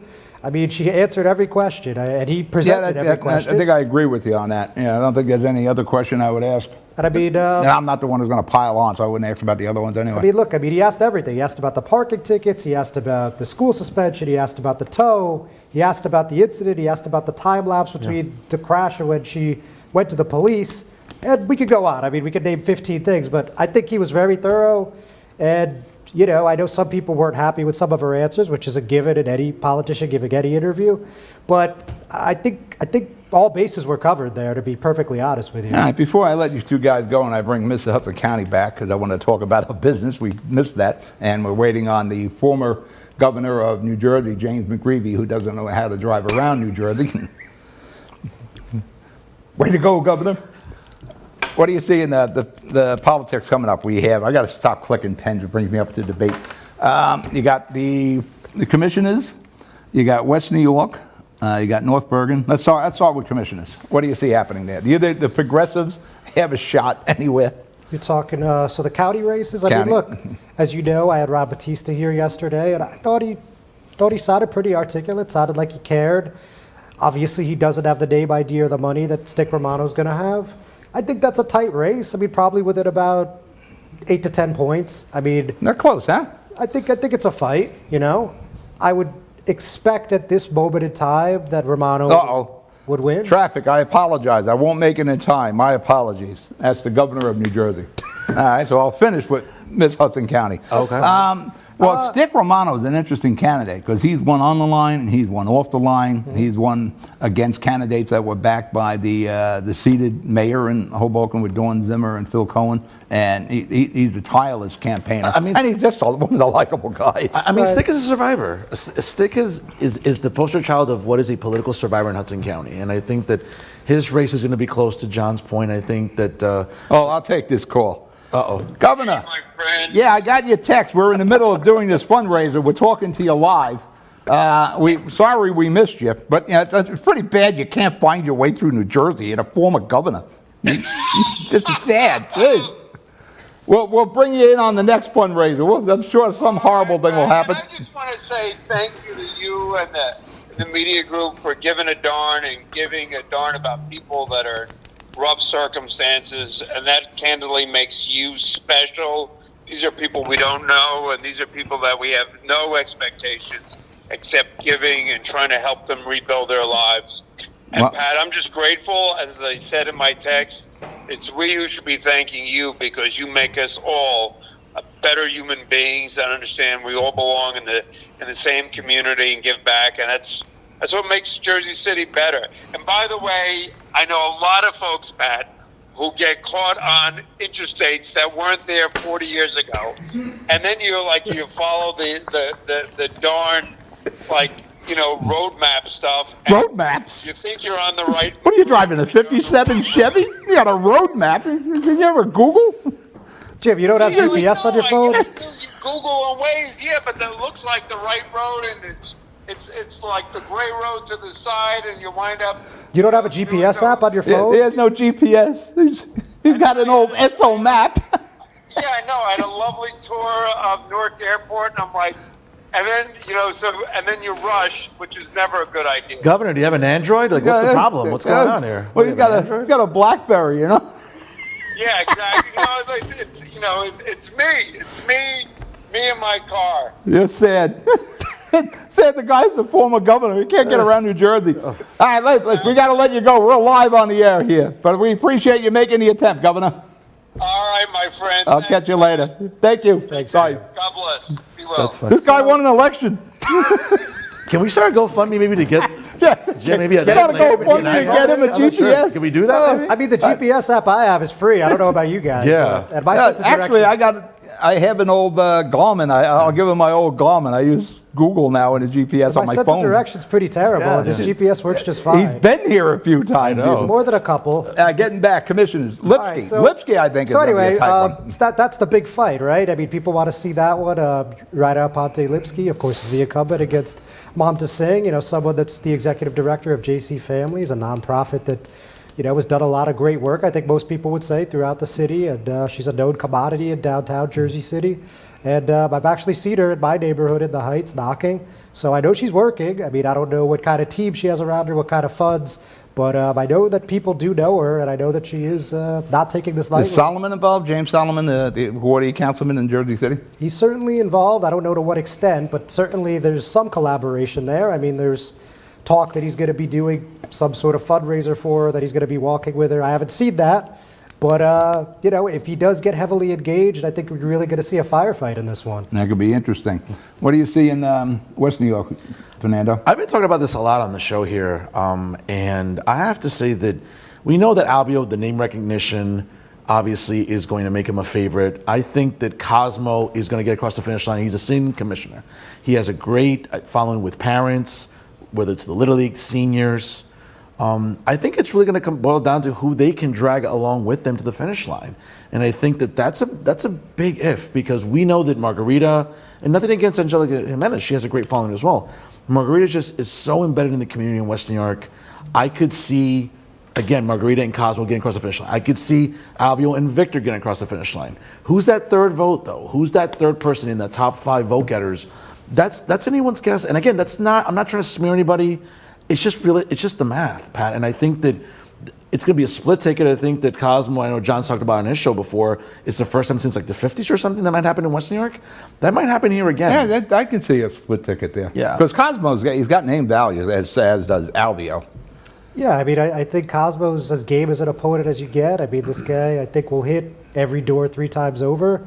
And, he's embedded in the community. He goes to every basketball Does game, every Albio football resonate game. since he was gone basically 18 years? Well, look, I think he's still a household name. I know they did some sort of poll. I don't know who did it or exactly when, and his name ID was still, I think it was like the low to mid 50s. But, I'm not sure what the other candidates look like, but I would assume he was number 1 by a pretty wide margin. So I would imagine he's getting a warm reception when he's knocking on doors for the most part. But, I'm not there, and that's not really something that we would be there for anyway. But I think he's got a comfortable claim right now. But I guess the intangibles is like who's going to knock on the doors on the waterfront? Like who's going to knock on those little alcoves on Madison Street, on Park Avenue?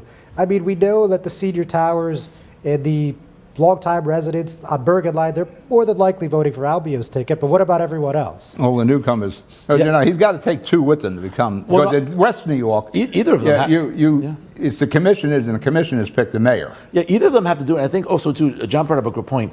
The concerns and needs along the waterfront at Riverwalk Place, for example, up the hill to Fillmore, to Madison, as he mentioned, or any of the housing units or any of the senior buildings, they're very different concerns. And I think that this is where turnout's going to be key, whether it's vote by mail, whether it's turnout that day. I think this is probably going to be one of the more contested races in a while. Again, because of, I think, Cosmo being an incumbent commissioner, the name recognition, as I mentioned. I think Margarita Guzman also is going to pose problems. Again, Albio has the backing of the CDO. We know Mayor State Senator Stack is going to be campaigning hard for him. So is Mayor Sacco. So is Mayor Turner. So are all the other mayors. I mean, listen, look at that turnout at the Great Cliff in Moonachie a couple weeks ago for Albio. You couldn't walk in there. Okay, I mean, it was that packed. I think turnout's going to be the key here coming up on May 9th. North Bergen. Real quick, just I don't think you're going to see Mayor Sacco in West New York because he's got his own fight. Sure. But yeah, I mean, look, to be honest with you, I haven't heard or seen anything about who Larry Weinstein's running with. So I haven't heard. I don't even think he's even pulling petitions yet. I haven't heard anything. I'm not. Yeah, I don't know. I mean, But I think you don't need them until what, March 26th, something like that. it's about right. It's early March, right? yeah, Or is it late March?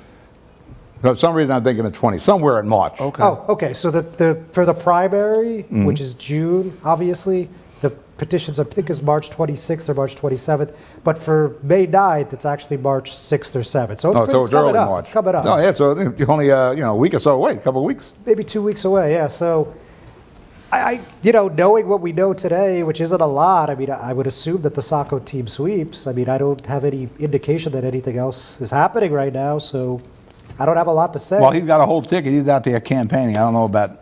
I mean, Larry's knocking on possible. doors. I mean, I interviewed him a few weeks ago on my podcast, and he seems like a little more mellow in terms of his delivery. I think what we've seen from Larry in years past has been more sort of That- more inflammatory, bombastic tone. That mellow because of delivery or reality, which is Well, I think he's just more measured. Now, again, how that translates to turnout, I don't know. To John's point, yeah, it's very realistic that the Sacco team's going to win decisively. But I think that, listen, I know people personally have told me Larry's been going door to door. He's trying to get petitions. Whether or not he gets them in time on March 7th, 8th, or 9th, whenever they're due, remains to be seen. But I know he's trying to raise some awareness. I mean, wasn't the percentages, I think, closer than it was the time before? So in Well, 15, To some extent, whatever. I mean, but So still. in 15, it was approximately like 67 to like 33. Giving even like numbers. 2 of to 1, course. 3 to 1. Yeah. And then in 2019, it was like it was pretty similar, but Sacco went up a little and Weinstein went down slightly. I think it was about 69 to 31. So That's pretty comfortable. No, it is. No, it That's is. pretty comfortable. No, it All right, is. before I let you go, full up for governor in New Jersey. Steve Fulop, mayor of Jersey City. Not a chance. And I'll tell you what. I'll listen, this is not being mean. Really? Not a chance? No, listen, when you think about Josh Gottheimer and his fundraising abilities, his ties to the Clintons, being able to get that sort of entourage with him. Representative, Mikey Sherrill, again, another big name. It's no coincidence she's getting more and more people involved in her campaign lately. You look at Mayor Ross Baraka. Again, arguably the largest city in the state. And, you have Carl DiFrancesco, the county executive. That's a big name. And if DiFrancesco jumps on board the Baraka train, I mean, what's Philip going to depend on? And I think Fulop's definitely in the conversation. I think it's him, Mikey Sherrill. Nothing against Josh, but I just don't see him as a real opponent for Fulop. But he's more a center-left guy. You got to realize, Mayor Fulop checks off a lot more boxes than he did the last time he thought about running. Before then he was single. He's a married guy. He's got the 2 kids. He's got He can raise money. The successful hot wife. Sure. He's got everything rolling this time. He's looking pretty good when he's on the campaign trail. And that guy can raise funds. well, a couple things, if I may. So I would say between Representative Gottheimer and Representative Sherrill, I would bet you guys, I don't know, a beverage of your choice, let's say, that one of them ends up running for Senate in 2024. So That makes more sense, yeah. I don't, maybe both, but I would say at least one. You mean primary Bob Menendez in 24? Yeah, I think one of Wow, them will make the Okay. go. And look, Bob has that ongoing issue with the Department of Justice. We don't know where it's going, maybe nowhere. But Now, I'm partial with Fulop. I've been covering him for years, but he's got a hell of a track record. He goes either way. With the progressives love him. Everybody as we goes, go, goes along with Fulop. He's got a hell of a track record Pat, at it's Jersey also City. key, though. I mean, can the new ACDO chair broker deals and partnerships with the right people statewide to get that support for Steve? That remains to be seen. Again, there's not a slant on Anthony. I'm going to tell you, It's not a I smear. don't think Steve's going to wait for the ACDO to broker deals. I think Steve's going to broker his own deals. I think he did that in the past. yeah, I mean, look, I would say today, Sherrill wants no part of governor, and Gottheimer seriously considering it. Well, let's just say someone told me today that there was a poll going around in Hudson County about Josh Gottheimer. Obviously, his district doesn't include Hudson County at all. So if he's doing a poll, he's obviously thinking about it. I think that's pretty reasonable to say. But that's Wednesday. On Thursday, maybe Cheryl's running for governor. Like, these things change like this, as you guys know. I think Mikey Sherrill runs in the primary. I don't know about Steve Sweeney this time. He's been very quiet. Yeah, I mean, look, there's so many X factors. I mean, is Sweeney really running? Is Baraka running? Is there another big city mayor running? Like maybe the Elizabeth mayor or the Patterson mayor jump in. I mean, I doubt it, but these things change so quickly. Yeah, and also Sean Spiller, I'm sorry, the NJEA president. I don't think so. I've heard his name in some polls and some whispers. I don't see. Well, Gottheimer, he just popped up recently as a possible. Yeah, you didn't hear anything about it. I To think your point, it's I Mikey mean, Sherrill full up. I mean, look, he's definitely formidable. I think he's got about, I think between the three accounts, 6.5, 6.6 million, not bad. To Fernando's point, Gottheimer's over 10 million, and he hasn't even really started hitting the phones yet. So he's formidable. I mean, he's a real candidate if this is what he wants to do. No, Stewart's full up sitting on 6, 7? Like 7 6.5, million, 6.6. I mean, whoever wins, Money is not going to be an issue. whoever wins is going to be the governor in 25 because, again, I'm a conservative, but I don't like anybody in the Republican field.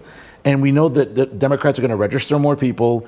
They find a way to get the. When was just the last time we turnout. had Murphy will be a two-term Democratic governor. Usually it's a Republican that comes in. It's true. That- yeah, that's that's- the trend in New Jersey. I mean, it all Yeah. depends on what happens in 24. I mean, God willing, Joe Biden only serves one term and is only, is defeated. But I think that Democrats do a good job statewide with registering voters, turnout, getting out the message on social media. And I just think Republicans are in trouble. I don't see, especially with vote by mail too, that's not Well, going anywhere. Buddy Spadia.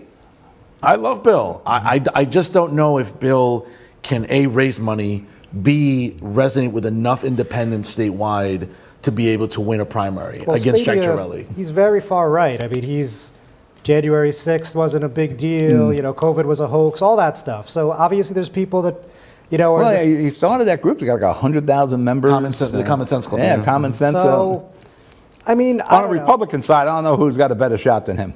I mean, And you're going to say Jack Citarelli. No. I mean, Mike I Testa. don't think Testa. Citarelli's dead, Pat. I don't Yeah, think you don't he's think dead. so? I mean, the guy goes to every event. He goes to county committee events. He goes to, Lincoln dinners. He goes to freeholder dinners. I mean, county commissioner dinners. I mean, the guy goes to council hearings. I mean, the guy's everywhere. And I mean, and if you remember that FDU poll that came out like 2 weeks ago, his name ID among Republicans is 76%. It's pretty good. I mean, Republicans still get very tribal. And again, turnout, I mean, it was like 38% of registered Republicans came out to vote in 2021. If even Well, it's from 5%. New Jersey. Nobody comes out What's to that? vote. That's Oh, from yeah, New Jersey. no one really votes. Yeah, nobody No, votes. but 38% of registered Republicans came. Even 5 or 10 more come out. He beats Murphy. But Republicans get very fickle about, well, who's conservative, who's a rhino. And I think Well, that that's sort the of same. They always tribalism say, is. well, if more people came out to vote, it would have been different. Well, more people voted, maybe Murphy still wins. He got the percentage. I tell you, I was surprised Murphy won. I thought Jack had a shot. Oh, no. I thought he had a real shot. I was the only one that called it a close race, and everyone laughed. And I was like, no. There are pockets of the state that Murphy's very unpopular with. And of course, this year, remember that COVID report's going to come out? That's supposed about how he got it wrong. Hopefully, we'll learn. Yeah, maybe we But- should do this more often, have the three of us at a little round table. I'm okay with it. But I got to get rid of you guys so I can get Miss Hudson County in here. All right. So She's great. She's let's great, break by the it. That went a lot longer than I expected, but at least we know how to get around New Jersey. When I leave here, I won't get lost. The guy's from Jersey City. He was born here, McGreevy. Where was he driving from? I don't know. I mean, you're somewhere in Irvington. I mean, that's He bad was- news there. I don't know you know? where. Was in Woodbridge? You probably went back to Woodbridge. No? I don't know what he was doing. Why would you come from Woodbridge to Irvington? Why you stop in Irvington? It's beyond me. I don't know. All right. Remember what we're here for is to raise funds for the fire victims of West New York and Union City, so please contribute. We're going to let these two guys go. You'll see the GoFundMes, and I'm going to bring back Miss Hudson County, and that'll be it for the fundraiser. We'll be right back.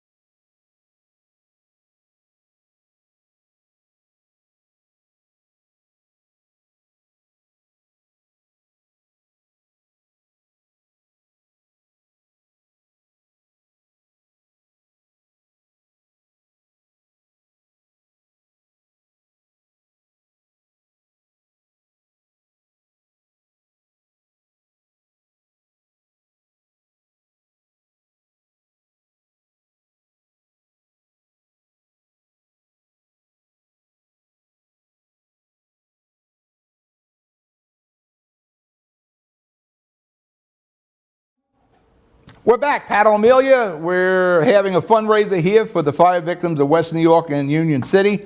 Please donate what you can. This show will be up on YouTube, on our Vimeo, and our Facebook. So if you don't donate tonight, you can donate tomorrow. But please donate. Let's help these people get back on their feet. We're bringing back Miss Hudson County, but there's more than Miss Hudson County with you. Renee Gonzalez. Correct. You got a middle name in there that none of us can pronounce. Yes, I do. It's complicated. Yes. Yes. And that's Well, Russian, it's Safarova. Ukrainian. Originally I'm from Azerbaijan, but the over ending. Azerbaijan? What is Azerbaijan? Azerbaijan, it's a beautiful country by Caspian Sea, Turkey, Russia, Iran. They had an earthquake, didn't it? Well, okay? Turkey had an earthquake recently, awful. I think they just had another one. It was another aftershock. Another one, not as strong, but still devastating enough. That's probably a fundraiser we should do there to help the. Absolutely, it's a terrible situation. So Absolutely that's awful. part of Russia where you were from? So or was that we Ukraine? were Azerbaijan was part of Soviet Union, one of the 15 republics. So Ukraine was one of the republics, Azerbaijan, Uzbekistan, Georgia. Does it pain you to watch what's going on now? Absolutely. I feel bad for the lives that are being lost. Oh, I have no love for Putin or Zelensky, but it's a shame for the lives that are being lost absolutely. there. It's in vain. It's not needed. It's not. It's just awful. There's another way that could have been handled. Exactly. But we've done enough politics here. Besides being, did they find you to become Mrs. Hudson County? Because I've been covering Hudson County all my life. And I never heard of this before until Anthony Romano, the commissioner, said, I'm bringing in Mrs. Hudson County. But real quick, before we get to your business, what do you do for a living? Yes. So did they find you on the street and say, hey, because there's no competition, is there? It is a real competition. It's a real thing. For Mrs. Hudson County? So, well, for Miss, they actually pick, what they do, you can apply. Some women apply, and some you discovered, like myself. But basically, you apply, and of course, there are prerequisites. For Mrs., you have to be married, and you have to. There are things that they're looking for. It's not again. It's is like there talent? Do you juggle? It's not there's no talent show. There's a bathing suit. Oh, there's a bathing suit, swimsuit. That's still all right. Yeah. Swimsuit, all right. It's one piece. It's one piece. I do have to. I don't think they have that in the Miss America anymore. The swimsuit, do they? Well, I believe they do. I think Miss allows that. 2 pieces, but I think Mrs. is 1 piece bathing I like the suit, talent. No Did talent. they ask you those questions, like if you had the one thing that you could change in the world, did they ask anything like that? I'm pretty sure they will. So there are 2 interviews during the state competition, which is in May, for Mrs. New Jersey, and they do ask you one based on your background, so the skills you have, what you do, and then the other one is just random questions. Now, you go from Mrs. Hudson County to what, Miss New Jersey? What's the next stage? So I'm competing for Mrs. New Jersey, and if I win Mrs. New Jersey, then I will be going for nationals. That costs money to do this? It does cost money to run this event. It doesn't look Do you like have to come up with money to be in the pageant? I do. I do. Buying, so I do have to have an evening gown. I do have to have the interview piece and the first entrance one. Interview piece, we can do that in the studio. Yeah, I don't know about the evening gown. Well, we got Jenny Koo. They're the dressmaker right next door to me. Jenny Koo. I don't know anything about Jenny, but she does a lot of dresses. Jenny sounds like a lovely, talented right next door. She makes thousands of dresses over there, and she's supposedly, I don't know anything about dresses, but she does really well. Well, I should have known about this. Well, maybe if I make it to nationals, that's where we're going. We're going with Jenny. Anything we can do to help you on the pageant. Thank you. Besides Mrs. Hudson County, what do you do? Besides that, besides being a wife and a mom and Mrs. Hudson County, I'm also a business owner. So I opened a little over 10 years ago a cooking school for children, and it's called Bambino Chef. I'm not Italian. Everyone always thinks Bambino. But I just love the name, and it's for kids, and we concentrate on healthy cooking. So we provide cooking classes. Where was this? So we did have a location for a good 10 years downtown Jersey City on Newark Ave. I've never heard of the cooking school, but go ahead. And I cover Jersey City. It was very small. It wasn't a huge space, but big enough to cook and learn and have fun. How old were the children? We would start, don't laugh. 2.5 years, it's sensory cooking. You'll be amazed at things these kids would make. 2.5-year-old kids? Yes, but that was assistance of a caregiver. What- So they would work, so we are developing fine motor skills, so they would crack eggs, whisk. We have kid-friendly knives. They would actually chop. It's using little rolling pins. Everything is basically based on the age group, the Okay. tools. And everything is kid-friendly. But now we go to Interesting. older kids as well. We do birthday parties. We used to do camps. Now I cannot do camps, but we are still pretty much offering off-site after-school cooking classes, and it's busy, it's going well. So what happened to the business on Newark Avenue? So unfortunately, there. I almost know the answer, but go ahead. Well, yeah. Well, I don't want to talk badly about anyone or anything, but unfortunately, there was a rent issue after we confirmed that we are staying and we will renew our lease. I got a message by some random real estate broker, and he said another business wants to pay 100% over the rent that you. Now, are you're in the paying. downtown Yes. end of Newark Avenue. And I I'm in grew the up on the other end. So as soon Yeah. as you mentioned Yes. So downtown I'm in Newark, the midst of ordering supplies for some. I knew it was going to be a rent issue. Yes. And- And it wasn't even about increasing the rent. It was just the way it went. And then the next thing I heard it was our landlord saying that the rent, someone is offering 100% more, which to me, I'm a small business owner. And from my business, what I do, one of the reasons why I am competing in this pageant is I want to give back to community. I'm an immigrant. This country has given me a lot, and I want to give back, not just to the country, but in general. I don't care. Sound where like you're from. Albio Series, the congressman. Oh. He was saying you've heard him before. Well, is he hiring? I'll go. He came here from Cuba as a kid and went to the halls of Congress. So There you it's go. an amazing country. I think it's our duty as citizens, as human beings, to be a decent human being, which is why I enrolled in Civil Air Patrol. I used to You're do a pilot? sandwiches. I'm not a pilot. I would love to be a pilot at some point, but first, let me get. You want to take my drone test for me? I got to take a drone test to fly my drone. I don't want to fly a drone. No, No offense. It's on the I- wall. I- It's on the shelf over there. I got to get my license for that. So, are you looking to find another spot for the business? As of right now, not. Because there's other looking. cities besides Jersey City. Exactly. No, and we have. Not that they're excellent- much cheaper elsewhere, but you picked the worst. Downtown Jersey City is. You know, when I opened in downtown Jersey City back then, when we were building the whole thing, there were not too many businesses around. And I remember one of the real estate agents said, "You're not going to make money here. Let's go open in Hoboken." And I said, "No, I like this. I like Jersey City. It's diverse. I love this. I can relate.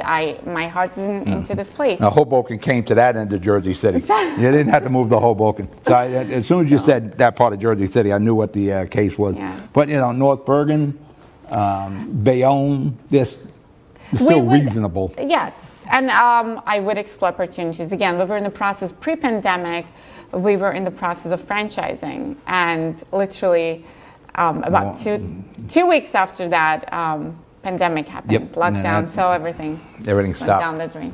Yeah. But you are going to look for another spot? At some point, maybe, but as of right now, we're doing what we love in schools as part of the after-school program in Jersey City. We used to actually have classes in Hoboken. Where do in you Union do City. it? In the schools now? Yes. Okay. We're doing schools. Like today, for example, we made a salad with our students. It sounds simple, but What they school? learned PS 37, Cordero. I'm not sure where that is. It's by Hamilton Park. Oh, okay. Yes. So last week we made coconut sugar shortbread cookies.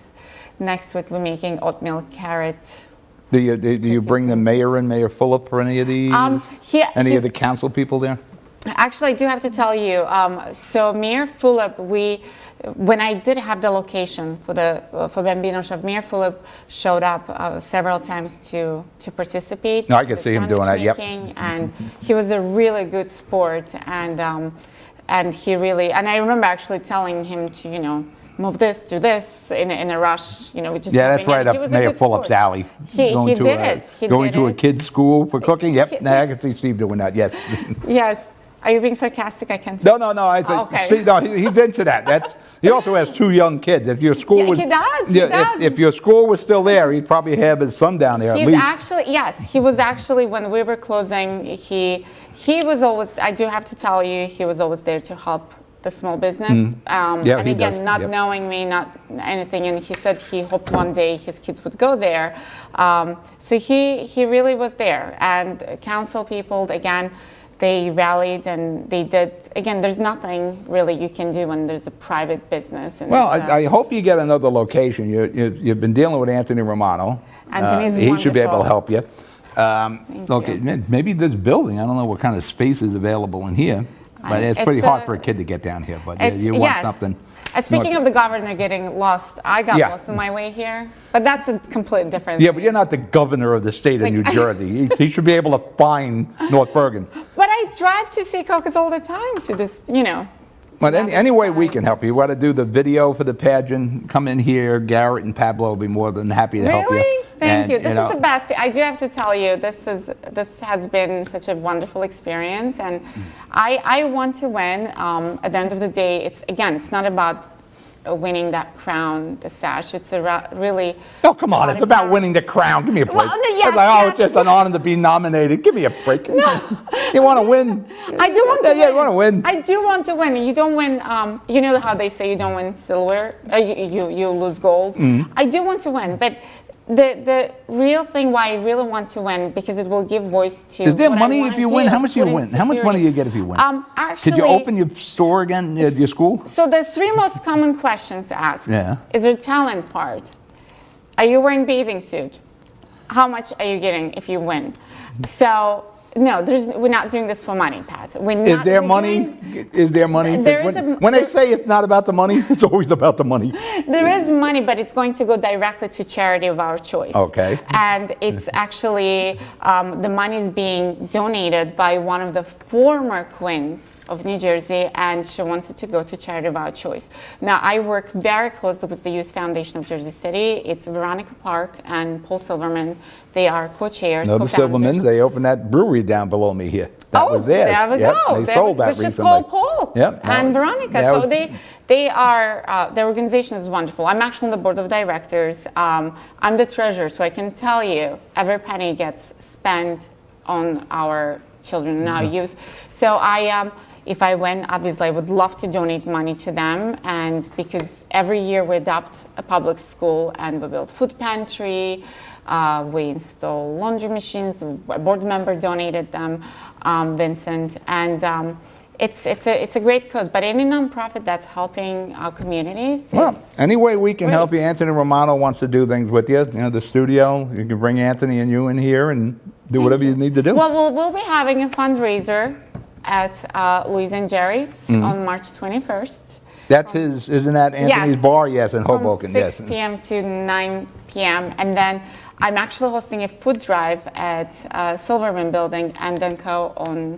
Now, Silverman March Building by 16th. City Hall? Yes, they have the co-working space and it's beautiful. Mm-hmm. So I will be hosting a food drive, and I'm hoping to get a panel of guests who will speak about what schools are facing, what students are facing when it comes to. All right, lack whatever of we food. can do to help you to get the word out, we're here. Thank you so much. You and Anthony and the rest of your group, you're welcome to use the studio. All right, that wraps up our fundraiser. I want to thank everybody who participated. Cosmo Cirillo, your commissioner here in West New York, who's running for mayor. Albio Ceres, who's also running for mayor. John Hines, Fernando Uribe, Gabe Rodriguez. Who am I forgetting? Am I forgetting anybody? The governor of New Jersey that couldn't find his way, Julio Marenco, the commissioner from the township of North Bergen, who's also running for assembly. If I'm forgetting anybody, it's been a long night. Again, please, we'll end the show with the 2 GoFundMes for West New York and Union City. Please donate what you can. And again, this fundraiser will be up on our YouTube, Vimeo, and our Facebook. I appreciate it. Thank you for watching. On behalf of everybody who was part of the show, Pablo, Garrett, Elisa, we all thank you. And please, donate what you can. Good night.